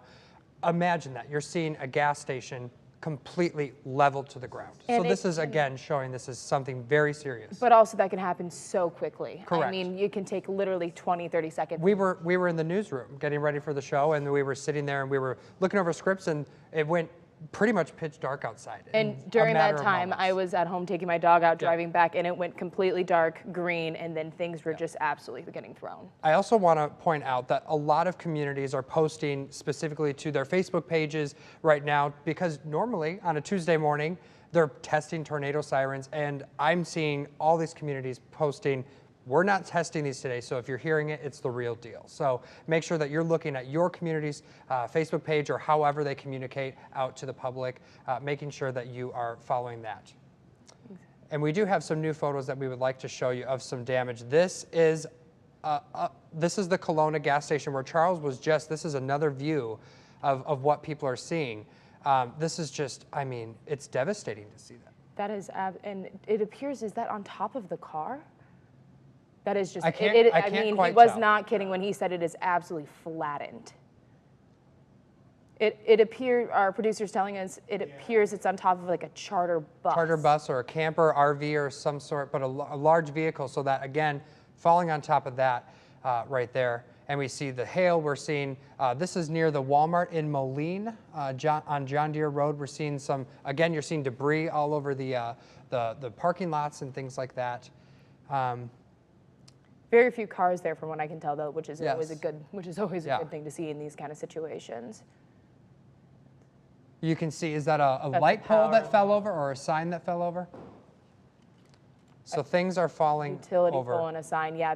Especially, oh, and also be aware, when I was coming in, it was by a neighborhood, but a stop sign had been ripped up and thrown my over. So gosh. just make sure to look, if you do have to drive, look always, because there is a good chance that something may have fallen. If you see blinking red on the stoplights, it means we all have to stop. So, and this is a live look from where Charles was just at, where he was just bringing us a live report. But this is a closer look at the damage at that Shell gas station in Kelowna. Just incredible to see. And again, this is all from that wind that came through. Somebody else wanting to stop for a photo. But again, it's just because it's so, it is honestly, it's amazing to see. It's scary. I mean, imagine being in the gas station at the moment that happened. And not just that, but it's a gas station, it's fuel. Things Yes. were to have been crushed. Oh, I mean, This absolutely. is a terrible This could have been a lot situation. worse. It could have been a lot. And as you can see right there, there's gas tanks just sitting Yep. right there. It's The one of the propane. few things that were not touched, but that is a really lucky Oh my situation. gosh. Yeah. All right, and Charles, where would you like us to go next? We're going to check in with James Zahara now for a quick update of the forecast as that storm keeps moving east. You know, I think, guys, what has made this so different is the fact that we've always seen some damage here, some damage there when it comes to severe weather events. But in the immediate quantity, when you see all these clusters of videos and images of damage, that's something we haven't seen in a while around here. I mean, this is some pretty good widespread damage that we have been noticing just in the immediate quad cities alone. And it's indicated by all these storm reports that continue to be updated throughout the past hour or so. Most of it you can see generally from Interstate 80. It was more of a large hail, close to tennis ball size that had been taking place just north of the Quad Cities, northern Davenport, just south of Eldridge. And then as you get in the heart of the Quad Cities, right along the river itself, a lot of tree and wind damage that took place. And we've certainly been seeing that even on the way to work here in Moline on 16th with the Belgrade, just down the street from here. The roof was completely torn off, brick debris located on 16th. I even had to make my detour to get to the station itself because there was all this tree damage that was going on in the neighborhood just around Belgrade and just, I would say, just north of that is where we saw a lot of trees down in the neighborhoods as well. And we're talking not just, small branches. We're talking about like maybe 12-inch size limbs that has fallen. Some pine trees that have actually had fallen from its roots. So we're seeing a lot of that. So these reports that we're seeing here, I think, are just preliminaries that we're seeing right now. We're going to see a whole stack more as we go throughout the rest of the afternoon and going into the early evening as well. But from that video, from the pictures that we have seen, and Andrew just showed it right there, 90-mile-an-hour wind gusts, and no question, that is going to certainly cause some destruction with tree branches and, unfortunately, property as well that has been taking place. We know that we have a lot of power outages that are still out. Last check, I know David mentioned about a half an hour ago, we had like 17,000 customers without power. I wouldn't be surprised. Has that not changed at all? Hasn't changed. So 17,000 people without power. Here's a storm that is now continuing to make its way across Bureau County. We've had some wind with this. We've also had some pretty good hail. And look how impressive that is with that color as we match it up here to the probability. That's indicating that it's extreme hail that is falling. The dark green, even some bright green. The dark green, bright green. Look at that. That's about 1.5 inches that may be falling just south of Walnut and Ohio. Looks like we got some open land right here. That's pretty good news there. That continues to make its way off to the east, but if it holds its course, Lamoille, Arlington, you are definitely going to be impacted if we see some hail out of this. If that holds together, you're going to be seeing possibly some of that large hail, maybe approaching golf ball size. The time that we expect maybe to reach Lamoille, even Depew, and even Troy Grove, you can see over 20 minutes from now, Mendota, about a half an hour for you, from that storm as it makes its way off toward the east. Another thing we have to be concerned about, the wind when it comes to this storm, okay? This is the same wind that produced a lot of that damage around the immediate Quad Cities itself.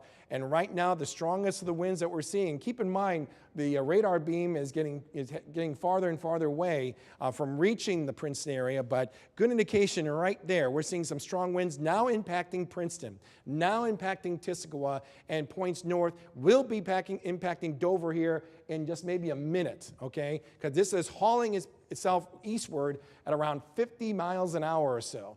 So be on the lookout. You're watching us in Princeton, it's hitting you right now. You're very likely talking about some power outages. Don't go outside to see what's going on. Stay in your basement or your safe place. Wait till the threat is over with.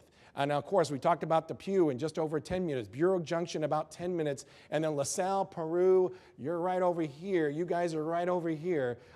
Just over 20 minutes or so, we're talking about those same winds making its way across their area. So keep that in mind. You're going to see maybe some power outages, maybe some flickering of the lights. So be on guard for that with this storm as it continues to make its way off to the east. Yeah, definitely reaching downtown Princeton right now with these strong winds. Once again, there's no spinning going on here. These are straight line winds coming down from the top of the storm and rushing its way to the ground itself. You combine that with the storm speed, and that's why we're seeing the potential is seeing those winds over 60 miles an hour, at least 60 miles an hour from this storm as it makes its way off toward the east. So once this storm makes its way out of Bureau County, then we'll be able to give the all clear sign and then eventually prepare ourselves possibly for later this afternoon and evening. We may be going through this all over again come later this afternoon and evening, okay? And it's all part of a warm front located to our south that will be tracking its way northward.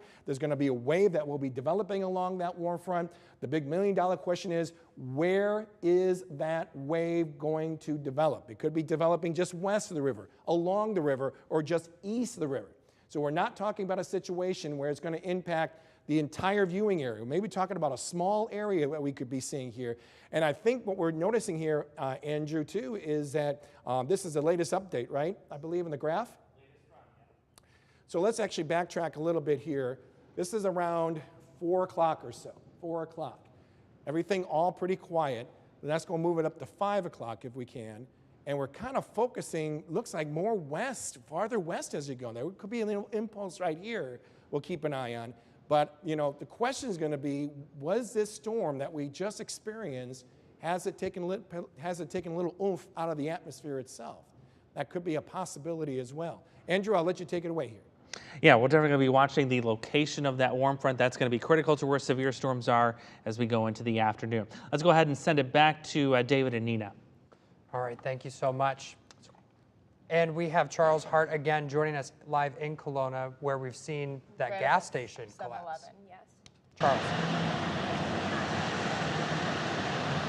Yeah, hey David, so I actually just spoke to the Kelowna Fire Department to get a slight update on what actually happened. So when the building collapsed, there was actually 2 workers that went to the back offices of the building, and firefighters actually say that could have been what saved their life, that they were in more of an interior room in the building. Firefighters were actually able to get them out safely, and they say that there's no injuries at this time. That's all the updated information I have for you right now, but if we have more, we will definitely keep you guys informed. David, we'll send it back to you. Charles, thank you so much. I do want to talk about some breaking news just into our newsroom. The Rock Island Milan School District is dismissing school early today due to power outages across the entire district. And on our website, Kelowna schools also closing at 1:30, and Davenport schools saying that their evening activities have been canceled. So we're going to send it over to our lovely meteorologists as they continue to track the storm. And we're just kind of chatting away. Go ahead, Andrew. I'm sorry. Oh, go ahead. You're good. Let's go in once again, show up the latest warning that we still have going on. Just really one, at least when it comes to our viewing area, and that's part of Bureau County. Severe thunderstorm warning that we're seeing right here, and that is until about 11:15 or so. So we only have a few minutes here. It is racing its way eastward. That could extend a little bit. Oh, actually, take that back because we have 2 warnings right here, and it's really more of this one that I believe goes until about 11:30, yeah, 11:30 or so, okay? So once this storm makes its way out of here in about 15 minutes, then we will definitely be giving the all clear on this. But pretty strong storm nonetheless. Keep an eye on this little couplet that may be popping up here. That could be where we are not only just seeing where the strong winds are, but hopefully we might be even seeing maybe some circulation. Doesn't look pretty organized as well, but I think this is more of a straight line event that continues to race its way eastward, now making its way through the Princeton area, and definitely will have eyes for Depew and likely around Ladd in just about 15 minutes or so. So once that moves on through, then we'll, like I said, we'll definitely be giving the all clear on this. It was kind of an interesting setup, though, as we made our way early to this morning. Kind of saw some development around 8:30 in the morning or so, part of a kind of a cool front that was making its way eastward. We had some pretty good winds just aloft, and that's when we started seeing everything grow after that. As you can see, it kind of started just south and west of the Muscatine area. Here, there it is, right there. It was just regular showers for one thing, and then it all of a sudden just blossomed big time as it made its way from west to east. So this is around 7 and all the way to about 11 a.m. this morning, making its way. And this is, like I said, this was the only wave that made its way through here. Now the question will be, what's going to happen later this afternoon, early evening? Could this storm might have taken a little juice out of the atmosphere? If it did, then our chances of seeing any activity going into that period may be nil and void. That would be some great news, especially with all the cleanup that is taking place from this particular storm. So, fingers crossed on that, because that doesn't happen, the only way we have to really worry about is the cold front that will be coming in before dawn on Wednesday. That will be the one that may produce some of those showers and thunderstorms around here that could cause some maybe some damaging winds. We'll see how that all turns out.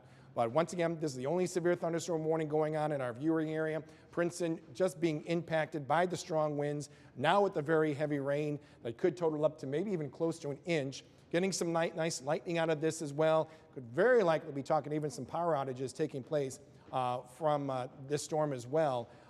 So that's the one we'll be keeping an eye on just for another, I would say, 15 more minutes, and then things will be kind of calming down after that. Andrew?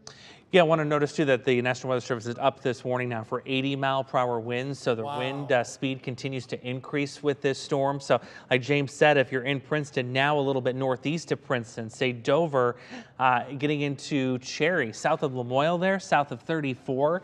That's where you're going to see the damaging wind threat start to increase here.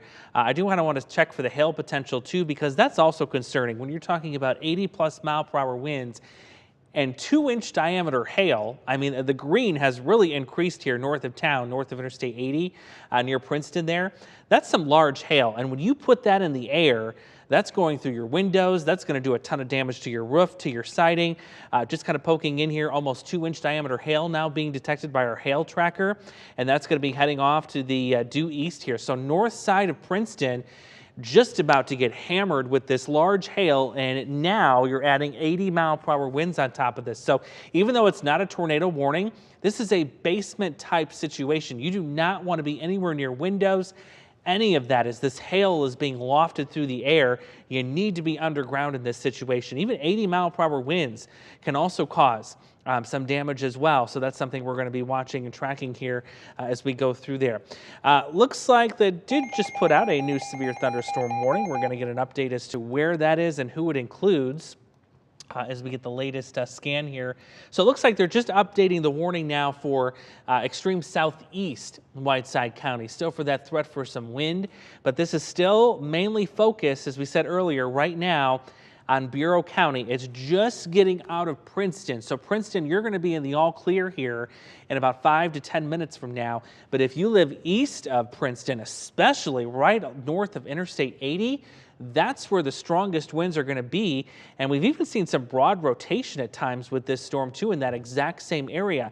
Nothing really solid but there is certainly something going on in the upper levels within this storm. It does have a little bit of spinning motion, so want to pay attention to this. And that potential in terms of that rotation is right along Interstate 80. You see it there just east of Dover, where you've got these reds next to the greens. So definitely want to pay attention to that here. And that's, again, another reason we want you in the basement. Here's the area I'm talking about. I'm kind of highlighting it here with the arrow. That's where we're seeing a little bit of that rotation. But other than that, you've got 80-mile-per-hour winds and that large hail. Let's put the tracker back on this so we can show you where the wind is going along with the hail potential. So we're going to start here just east of town for Princeton. We're going to head to basically the east, everything moving east now, taking a little bit of a turn. 2 minutes away from Dover, you're just a few minutes away from Malden. And then you got Seatonville on the board there. You also see 2 heading further to the east towards Cherry in about 20 minutes. So all of you in the path of that should be underground right now for 80-mile-per-hour winds and the threat for 2-inch diameter hail. I want to continue to watch this too, because again, anytime you get this rotation in here, remember we had that tornado warning earlier for Whiteside for a quick little spin up opportunity. This is going to be something worth watching as it goes through its continued cycle, if you will. It's been cycling on and off and on and off, not only with the rotation, but also with the large hail potential as it's moved through in the last hour. Even through much of Henry County had some on and off rotation. But yeah, very serious part of the storm there. It's also interesting too, look where all the lightning is. It's right there on the southwest corner of the storm. That could also indicate some rotation and also some potential for very large hail. So we'll continue to track that. Let's send it back to David and Nina. All right, thank you so much. We do have Joe McCoy also downtown Moline, where we've seen damage to a building there. Joe, what are you seeing right now?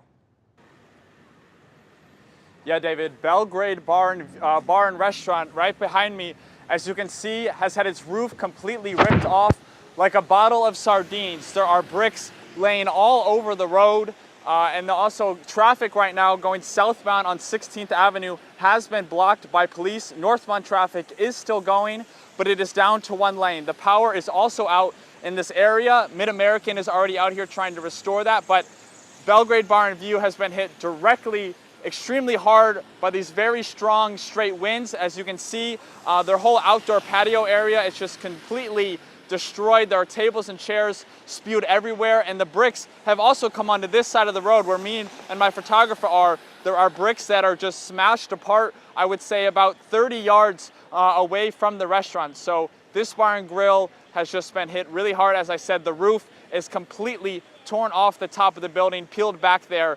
And right now, that's what we see here in Belgrade, at the Belgrade Bar and View. And Joe, how many emergency crews are we seeing there right now? Nina, I've seen about 3 so far. There's a lot of people with hard hats on. I'm not exactly sure who they're related with. There are some firefighter stuff out here as well. But like I said, Mid-American is out here. But it's a pretty bad scene here for Belgrade Bar. And I know you said eastbound is still going. Is there any roads that are closed due to the roof falling in? No, so it's just, that southbound traffic on 16th Avenue is closed. Police have shut that down.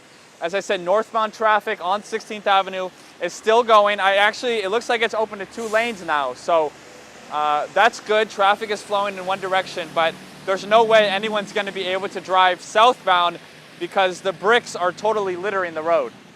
Yeah, you're even able to see that the bricks are across the street right behind you. It's just incredible how far those flew. Imagine if you were driving on the road when that happened. Joe, thank you so much. We do also want to take a look at some of the latest damage reports that are coming in, and as we get that ready to go, more than 17,000 people still without power, and we have Ameren who sent out a release just saying that their key message right now is that if you see a down power line, to keep family, neighbors, and pets away. Call the power company, and please remember that many people cannot tell the difference between a power line, cable line, or telephone line, so treat them all the same and stay away. Again, call your power company if you do see a down power line. I think we have some damage reports here. Oh my goodness. Charlie, where is this at? You can see it looks to be a barn in Atkinson. That's just coming in. That is just... Barn is completely torn apart and destroyed. It appears that the house that owns that barn is okay from the photo. We can't see the other side, but that barn is absolutely demolished. It appears the top is still intact, but everything else is just absolutely ruined. And we're seeing damage reports coming in from all over. Just look at your screen. This coming in just now, is this a vehicle? Right in front of Walmart. Those are grills over at, is that the Walmart. Lowe's in Moline? Oh my goodness. So again, this is, you know, if we've seen the video of trash cans getting blown down the road, we're seeing video of tree limbs coming down and everything getting ripped all around. So this is, again, something to take serious. And not just that, but we're also seeing merchandise and establishments just getting torn apart. Getting destroyed here. I mean, here's another view of those grills at the Lowe's in Moline. I mean, it's just... That is just, that, and like, you know, you think about safety and cars and everything like that, but yeah, I think merchandise, I mean... Of course, that can be restaurant, replaced, life can't. Those so things can be replaced, but these are still huge tolls on these type of companies. And more tree limbs down. I mean, we're just, you're seeing it, again, we're reinforcing this, that this is all over the viewing area. We're seeing this all over, and we're getting dozens of these reports. Again, if you see something in your hometown, you can do exactly what these viewers have done. Go to the News 8 app, click Near Me, and upload your photo. You can say what it is, where it is, and what time that you're seeing. Here we have damage at the Panda Express, also in Moline. It appears that is that a sign that's it appears ripped down? it was like their drive. It looks like the metal or rod to the drive-through. We're hearing that the same thing, similar thing happened at the Applebee's just down from here. We're hearing that their sign was also seeing some damage as well. Just devastating to see all of that. Again, lots of schools announcing that they're going to be dismissing early. We're seeing right now Kelowna schools are going to be closing at 1:30. Davenport schools, they're keeping everything kind of as is. They're just canceling evening activities. And Visitation Catholic School, this is what's new. They're closing at 2 o'clock. Rock Island Milan schools, they sent us an email saying that they are going to be closing early and that they are going to be starting lunch here in about 6 minutes, and they're going to be starting dismissal at noon. So we do have more that we'd like to show you here. And this is the Blackhawk statue at the Watchtower Plaza. And we know there was a lot of altercations with that between who wanted it and if it was okay to stay. Yeah. But it is now absolutely ripped down. And if anyone remembers, that was kind of connected by a concrete base, and that is now just on the ground. Wow, it's incredible to see that something so large again getting knocked down And ripped off a cement base. Oh my gosh. And I mean, it happens within seconds, Yeah. is the thing that everyone needs to remember. Yeah, and this is why we've been saying all morning, all day, it's so important to have the News 8 app downloaded, enable your location settings so that we can go ahead and we can send you Personalized direct weather reports direct to for your hometown. But we do want to send it over to Andrew now, who is tracking even more in the weather department. Yeah, we're just about done. We're almost done with the severe threat, at least in the near term, before we ramp that up again, potentially this afternoon. So I want to remind you of who's still got what. There's a little bit of a mess of polygons. So stick with me for just a moment in terms of what's going on. So right now, the highest threat is for those of you that live north of Interstate 80 and east of Princeton, right near Dover, and also Lamoille, south of you, and soon to be in Ladd, by the way, too. That's where we're seeing that threat for some damaging wind, gusts up to 70, perhaps 80 miles per hour, and also some large hail. That storm, it's actually kind of wrapping itself up, interestingly enough, there as it continues to move to the east. So I want to get a check of the velocity, what's going on with the wind speed. I don't like what that's showing right there. Let me get another view here, because there has been some broad rotation within this storm that we've been noticing right here just north of the interstate. Let me go back to the other one here. So we look for where those greens and where those reds are right next to each other, and you're seeing that right there, just north of I-80. You see some of the roads we've got going on. You've got Angling Road, you've got County Road 1900, right in that area, right west of Cherry, due west of Cherry. That's what we're going to be keeping a very close eye on. Now, it matches up really well with where this notch signature is. That's where you can often get one of these brief spin-up tornadoes. So we're going to be watching that. No severe tornado warning, by the way, for that right now. National Weather Service is just monitoring it. Right now, the concern is the wind and the hail. There's your hail threat. Arlington to the west of you. Lamoille, it's nearly on top of you. And this is heading due east. So you're going to start to see that potential for very large hail. Look at Dover. You're in the thick of things right now. And there's Malden. We're on the edge of the largest hailstones that are being picked up by our hail tracker, nearly 2 inches in diameter. That's almost the size of tennis balls. And don't forget, we're combining that with winds of up to 70, 80 miles an hour. So this is a situation that, even though it's not a tornado warning, you need to be in the basement. You do not want to be anywhere near a window as this thing is plowing through, because of both of those threats. The good news is once this gets out of here in about the next 30 minutes or so, even 15 to 20 minutes, it's increasing in forward speed. That looks like it's going to be it in terms of the severe threat for us. There is nothing else developing on the backside. Then we wait and see what happens for the afternoon. I was just showing James this picture here. This is the visible satellite. Look at all of the clearing that is starting to take place to the south of us. Your warm front is in that vicinity, and the key to our threat for severe weather this afternoon is not only do we see that sun, which looks like we will now, but where's the warm front going to hang up? That's going to be where the new storms will form, and that's where things could get even more dangerous as we head into the afternoon and the evening. But for now, we're just watching this kind of walk through the rest of Bureau County here. Actually, it's running at this point. It's picking up speed again. But do be on guard, especially if you are right there near Seatonville, northeast of Seatonville, southwest of Cherry, north of I-80. We are watching some developing rotation with that. We'll send it back to Nina and David. All right, and we are going to reach out to our reporter, Charles Hart, who is in Kelowna right now at that gas station. Now, Charles, I see that you're with someone right now. Can you tell me what's going on there? Yeah, Nina, so I am here with Mandy and Corey, who are actually across the street from the shell that was flattened by the severe storms and high winds. They were working across the street at the 7-Eleven. So Mandy and Corey, thank you very much for taking this time to talk with me. Very scary scene, first of all. Mandy, we'll start with you. Can you explain to me where you were and what you were doing when this severe storm hit? I was actually in the back doing some paperwork that I normally do during the day. And all of a sudden, I just heard this big crash and boom. My back door flew open. My employee yelled for me. I came up. I looked outside. I noticed that the shell next door looked gone to me. And we hurried up and we had to shut our door because it blew and everything went everywhere in our store. And Corey, you were telling me that your grandma actually works at the shell that was very heavily impacted by the storms that we just saw. Explain to me a little bit, because you said she just got off before the storms hit, correct? Yeah, she got off her shift at 9:15, and I was on the register at 7-Eleven, so I seen the sky get completely black. All the wind was knocking everything around out here. There was debris flying around crazy, and then, like she said, I heard a big boom, and as soon as that boom kicked, the doors from 7-Eleven blew open. She ran from the back like a superhero, and she had to help me shut the door to 7-Eleven because the wind was so strong we couldn't shut the doors. Absolutely, and of course when you came outside and you first saw the severe, devastating damages to the shell, what was your first reaction? Overwhelming. Worried about the people inside. Because we didn't want to interrupt everybody that was working to make sure everybody was to safety. But eventually we were more concerned about them than us, but we were thankful that we were okay.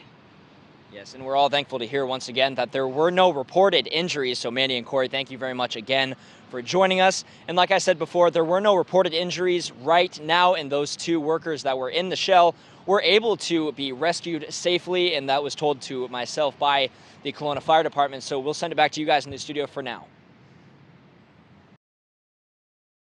All right, Charles, thank you so much. And we've seen the damage photos coming in from there. Of course, Charles bringing us the live look. I can't imagine what was going through their mind. I mean, she mentioned being overwhelmed.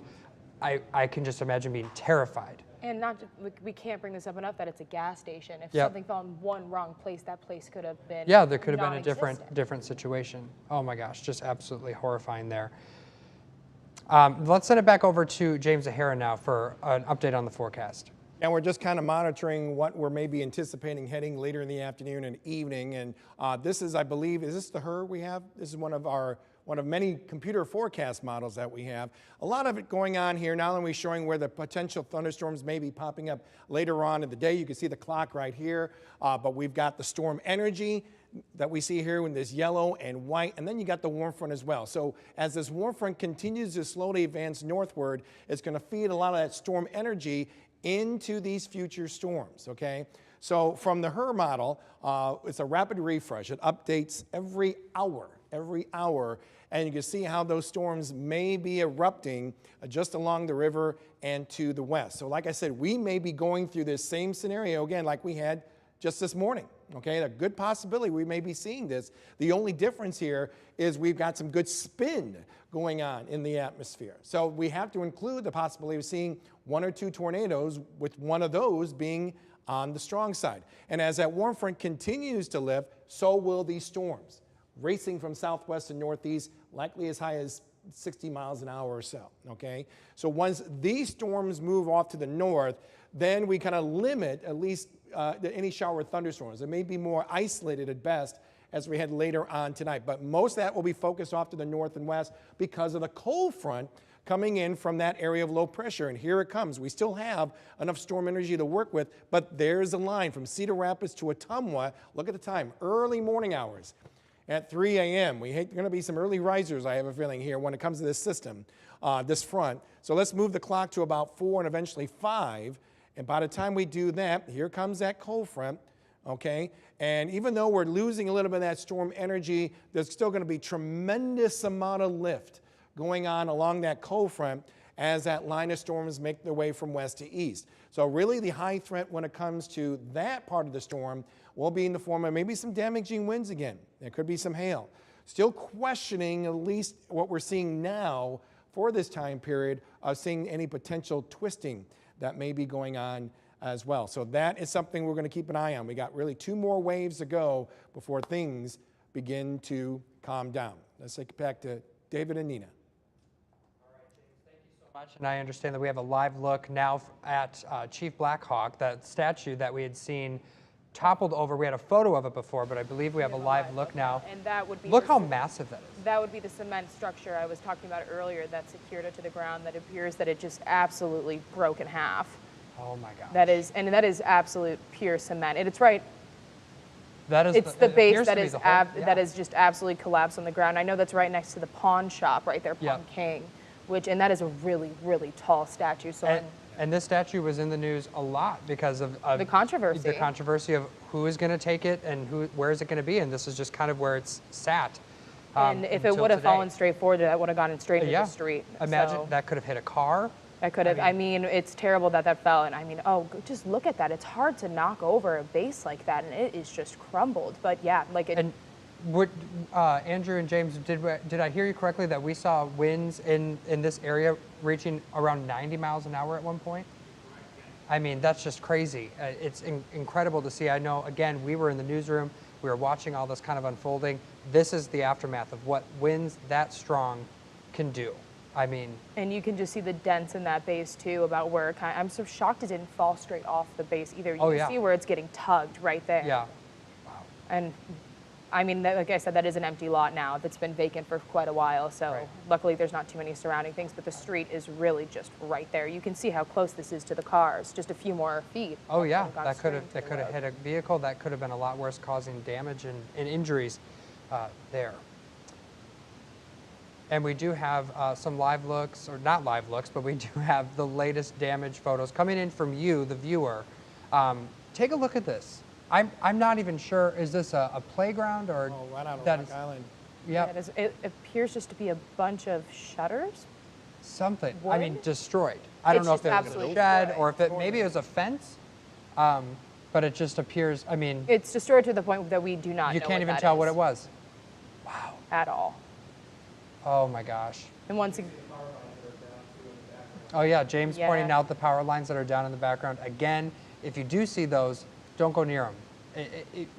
It's not worth it. Make sure you're reporting that right away. We do know over 17,000 people without power on the Illinois side of the Quad Cities. This photo coming from Walnut, Iowa. All that hail. All of that. Oh my gosh. Walnut, Illinois. Oh, sorry. And all of that hail, it almost looked like a painting. I wasn't quite sure what we were looking at first. That was just little balls of hail covered. Oh my gosh. Maybe even a little larger than that. Right around, looks like close to nickel size too, that took place, yeah. You just see it right against the door there. You just see it right against the door there, how hard that must have been hitting. Oh yeah. We had a lot of viewers writing in and saying that this is what woke them up today. It wasn't the thunder, or anything like that. It was the hail that was coming down. Well, just like the woman Charles was just interviewing, she said her door completely flew open. Yeah, the back door of the 7-Eleven out in Kelowna flew open. A lot better situation than the shell in Kelowna. And keep in mind, I mean, it wasn't just pea-size hail. We're talking about tennis ball size hail. You know, initially when this storm made its way across areas just north and west of the Quad Cities, there were a lot of reports of golf ball to tennis ball size hail.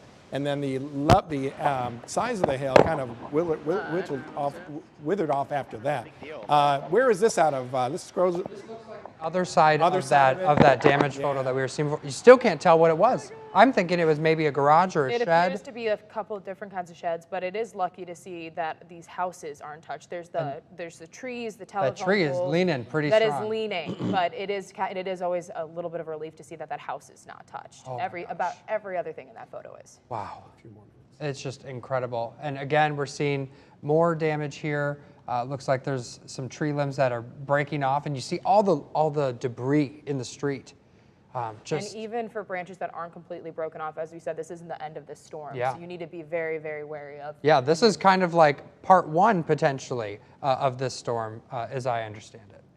Yeah, that's right. I mean, this is something that could be a sign of what is yet to come as we head later on later this afternoon and going into the early evening. That's going to be the big concern. We're almost out of this severe thunderstorm warning for parts of Bureau County. There's Kalita going into Milledgeville around parts of Whiteside County, Carroll County, making his way off toward the east. Not too long for that. And then as far as the storm going on, just east now of Bureau County, you can see it's just getting ready to make its way out of Lamoille, Arlington, and even around Cherry. Things may be starting to wind down in those towns. So that is some good news as that system makes its way off to the east. Of course, a big concern from this storm is not just the winds that came its way through the area and the rain, but some of the hail that is going on. Good guess, we've got a lot of hail going on right in this area from Lamoille to Cherry, but very likely as far as the size is concerned, in that dark green, you're talking about 1.5 inches, maybe reaching ping pong size just outside of Cherry, as that continues to make its way off toward the east. So we're eventually going to be going back to programming here in a little bit. And actually, we may be just continuing with News 8 at 11 going on for the next 20 minutes or so. And then we'll give you, of course, one last check with the help of senior meteorologist Andrew Stusky to give us an idea of what our computer models are anticipating as we head later on this afternoon. What's real quick here, though, this storm from Kalita to Milledgeville, that goes until about noon or so. Right now, the core of this system right on top of these towns as they continue to make their way off toward the east. Let's take it back to David and Dina now. All right, thank you, James. And I just heard that one of our reporters, Joe McCoy, is at a mobile home park in Kelowna. It's actually Charles Hart, and this is right across the street from that Kelowna gas station, the shell that we saw all that damage at. Charles, what are you seeing and what are you hearing from people there? Yeah, David, and you are correct. It is actually just across the street from that 7-Eleven and the shell that was severely damaged from those high winds that we just received. So let's take a little walk here and see the damage to this mobile home. It's actually slanted to my left, slanted down, that is, to my left. And our News 8 reporter, Cesar Sanchez, that is currently on the scene helping us out gather information, said that there were 3 people inside, and he spoke with the owner, who asked not to be on camera. She said she was home when she felt her home get lifted up and slammed back down to the ground. Most of her stuff that's inside is now on the side of the home and damaged. She says she just bought the house last year and has no insurance, and says she's going to move out as soon as possible. And once again, as you can see, that this house is completely slanted down to the left. And of course, the owner said she didn't want to be on camera and that she's going to, again, try to move out as soon as possible. That's all the information we have on this mobile home at this moment, and we will send it back to you guys right now back in the studio. You know, Charles, since you have the gas station behind you that has all that damage, talk to us a little bit about what it was, what you saw, and give us a little bit of an update on that. Yeah, absolutely. And when it comes to updated information, of course, there were 2 people that were inside, and they actually fled to the back offices, as officials told me from Kelowna Fire Department. And that's what they're saying is actually what potentially saved their lives, was being in those back offices and those interior rooms inside the building. And as you can still see, there are still Kelowna first responders on the scene, and we don't have any other updated information at this very moment other than that there were 2 people that were able to be rescued safely, and there are no reported injuries at this time. David? All right, Charles, thank you so much for that update, and we'll check back in with you in just a moment. I do want to get to some breaking news from the city of Silvis. They're asking everyone to avoid the area of 10th Street, south of the Avenue of the Cities, between 28th and 31st Avenue. They said there's several down power lines, so they have crews that are trying to block off the road. They said you're not going to make it through. Again, we've been talking about this over and over again. If you do see those down power lines, A, report it, and then B, stay away from it.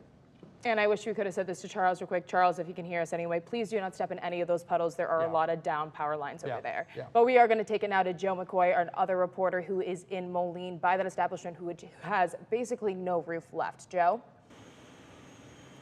Yeah, Nina, the Belgrade here, as you said, its roof has been completely torn off. As you see a brick here, this is from the roof that is now across the street, about 30 yards from the restaurant. But Moline city officials telling me that an excavator will be here as soon as possible to hopefully tear the rest of the roof off of the Belgrade, so that way when the next storm comes in, hopefully there won't be debris that can fly around. So they're bringing out some very large machinery. You can hear in the background one truck is already here, but they're trying to get the scene cleared up for when the next storm comes later this evening.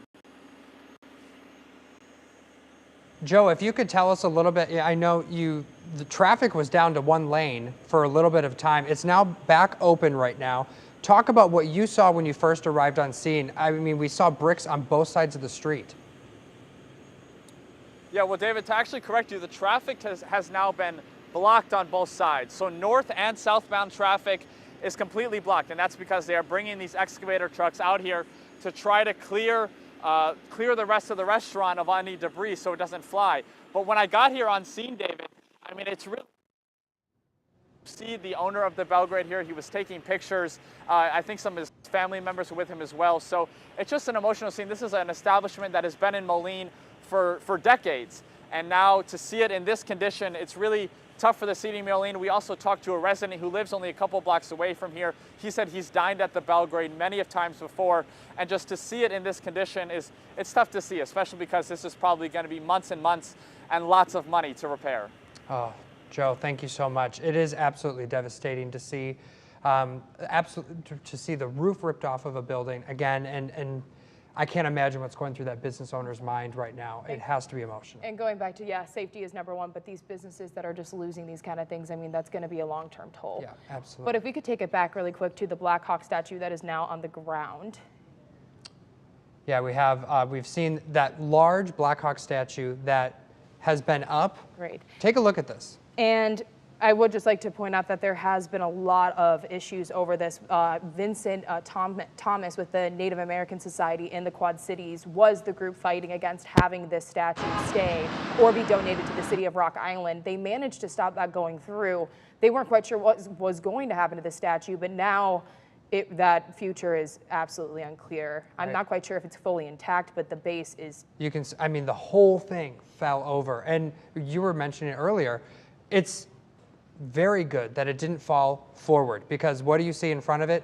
A road. And that could have hit a vehicle, that could have caused injuries, that could have been a lot worse. It's just insane that they were going through, if they wanted to donate it to the society, if they wanted to donate it to the city, all these different ones, and it appears that Mother Nature kind of took that. Yeah, I wonder what will happen next with this. And we're seeing just the damage all over the viewing area. It's heartbreaking to see, but again, if you see things, don't try to be, cleaning things up right now. This is the time to still be making sure you're keeping yourself safe. Andrew, let's send it over to you. All right, thanks, David. I do want to take you out for a live look at some of the ominous skies that we're starting to see, and then we'll get a final look at what's going on with the warnings here that are just about ready to wrap up.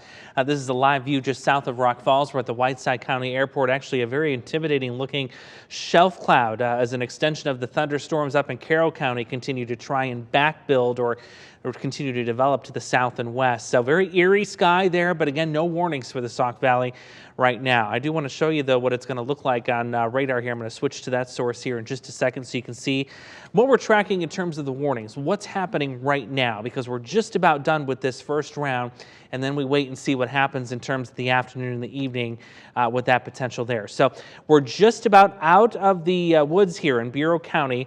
We've now moved the worst of the storm past Cherry. It's actually out of the county itself and over into the next county. So we're just about all clear with the exception of a little more heavy rain, some small hail and some lightning moving through Cherry right now, where you actually just reported ping pong ball size hail, 1 3/4 inches. We just saw that report come in a few moments ago.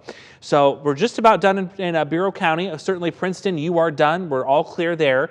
Nothing else further to the west of you. All is quiet right now, as you can see as I pan out that picture. Quad Cities is quiet, nothing going on there.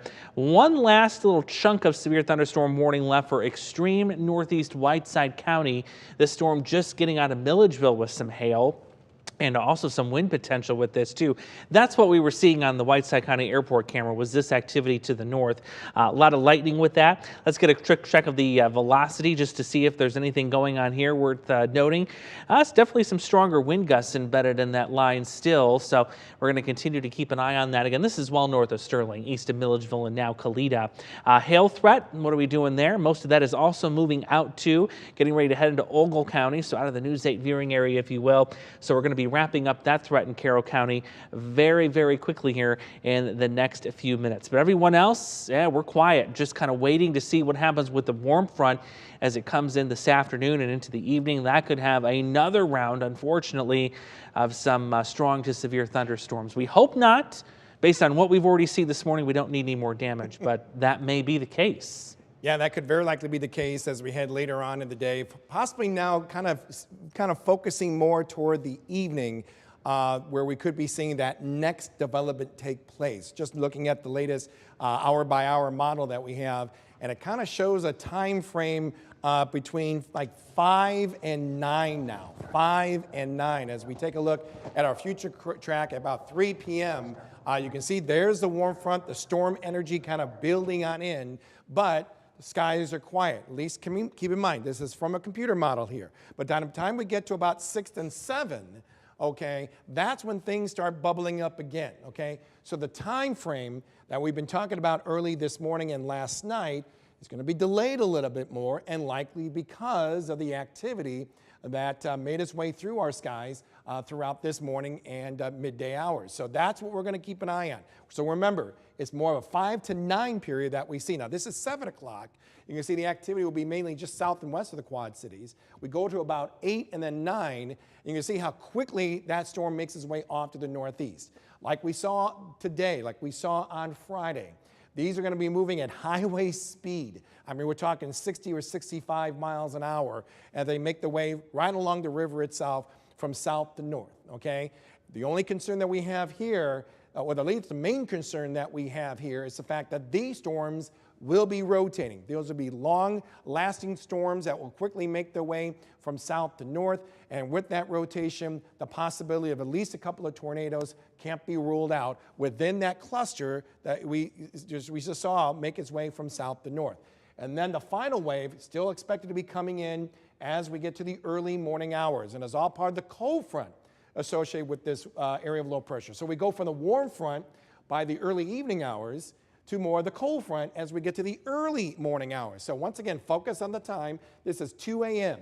Everything all good along our viewing area, but as we go to 3 to 4 o'clock to about 5, the activity is going to be just off. There may be a delay here. I'm not sure why it's not pushing, but well, it's just going to update here in just a little bit. But I think by the time we get to 4 or 5 a.m., that line is going to very likely be along the river itself, okay? Threats that we see here, could be talking about more some straight line winds. We could be talking about some hail as well. Given the timing, though, some of the storm energy is going to be almost limited. However, though, the reason why we continue to see maybe that threat early that morning is the fact there's going to be a tremendous amount of lift along that boundary. So that is why the severe weather threat will continue at least until the early morning hours. And then once that front moves on by, then things will be calming down nicely going into the rest of the work week, and more importantly, going into the Easter weekend as well. So right now we have that potential of seeing some more severe weather coming up in 2 stages. Still, this has not changed, a level 4 out of 5 throughout pretty much the entire viewing area. And of course, you saw what happened with this latest wave that made its way through with the severe wind gusts that topped around 90 miles an hour that was recorded at the Quad City International Airport. Hail as size as quarter size around the area, even some very heavy rain that came down in a very short period of time, a quick inch of rain that took place. So we certainly had all the ingredients right there, and we still may see that same wave make its way across here as we get to the early evening. This is a tornado probability, and once again, we're in that dark significant range that we see here, where anywhere within our viewing area, there could be at least a couple of strong tornadoes, maybe EF2 or stronger. We certainly saw a few of those from that last Friday storm. Those winds were spinning around 116 to 136 miles an hour. We could potentially be seeing that as well. So keep this in mind. It's just not the spin that can do the damage. The straight line winds can also do that as well, okay? Doesn't make a difference how they're moving. That's the key thing here. Now, yesterday, we had that large hail potential mainly just west of the river. Now with this next wave expected to be coming in later on this afternoon and evening, the chance of seeing some hail now is now in the significant category, I believe. That's when we're talking about 2-inch size diameter hail. That's golf ball, but we could very likely be talking about some tennis ball size hail. That was indicated in some local areas, especially just north of the Quad Cities around the Mount Joy Airport. They actually had a 2.5-inch size hail. That's a tennis ball size. That's tennis ball size. That took place just north of the Quad Cities.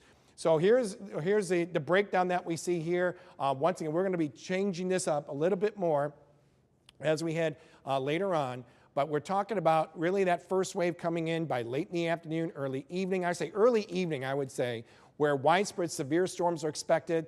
The high risk is going to be your hail and even a couple of strong tornadoes. And then that next wave coming in early come tomorrow morning.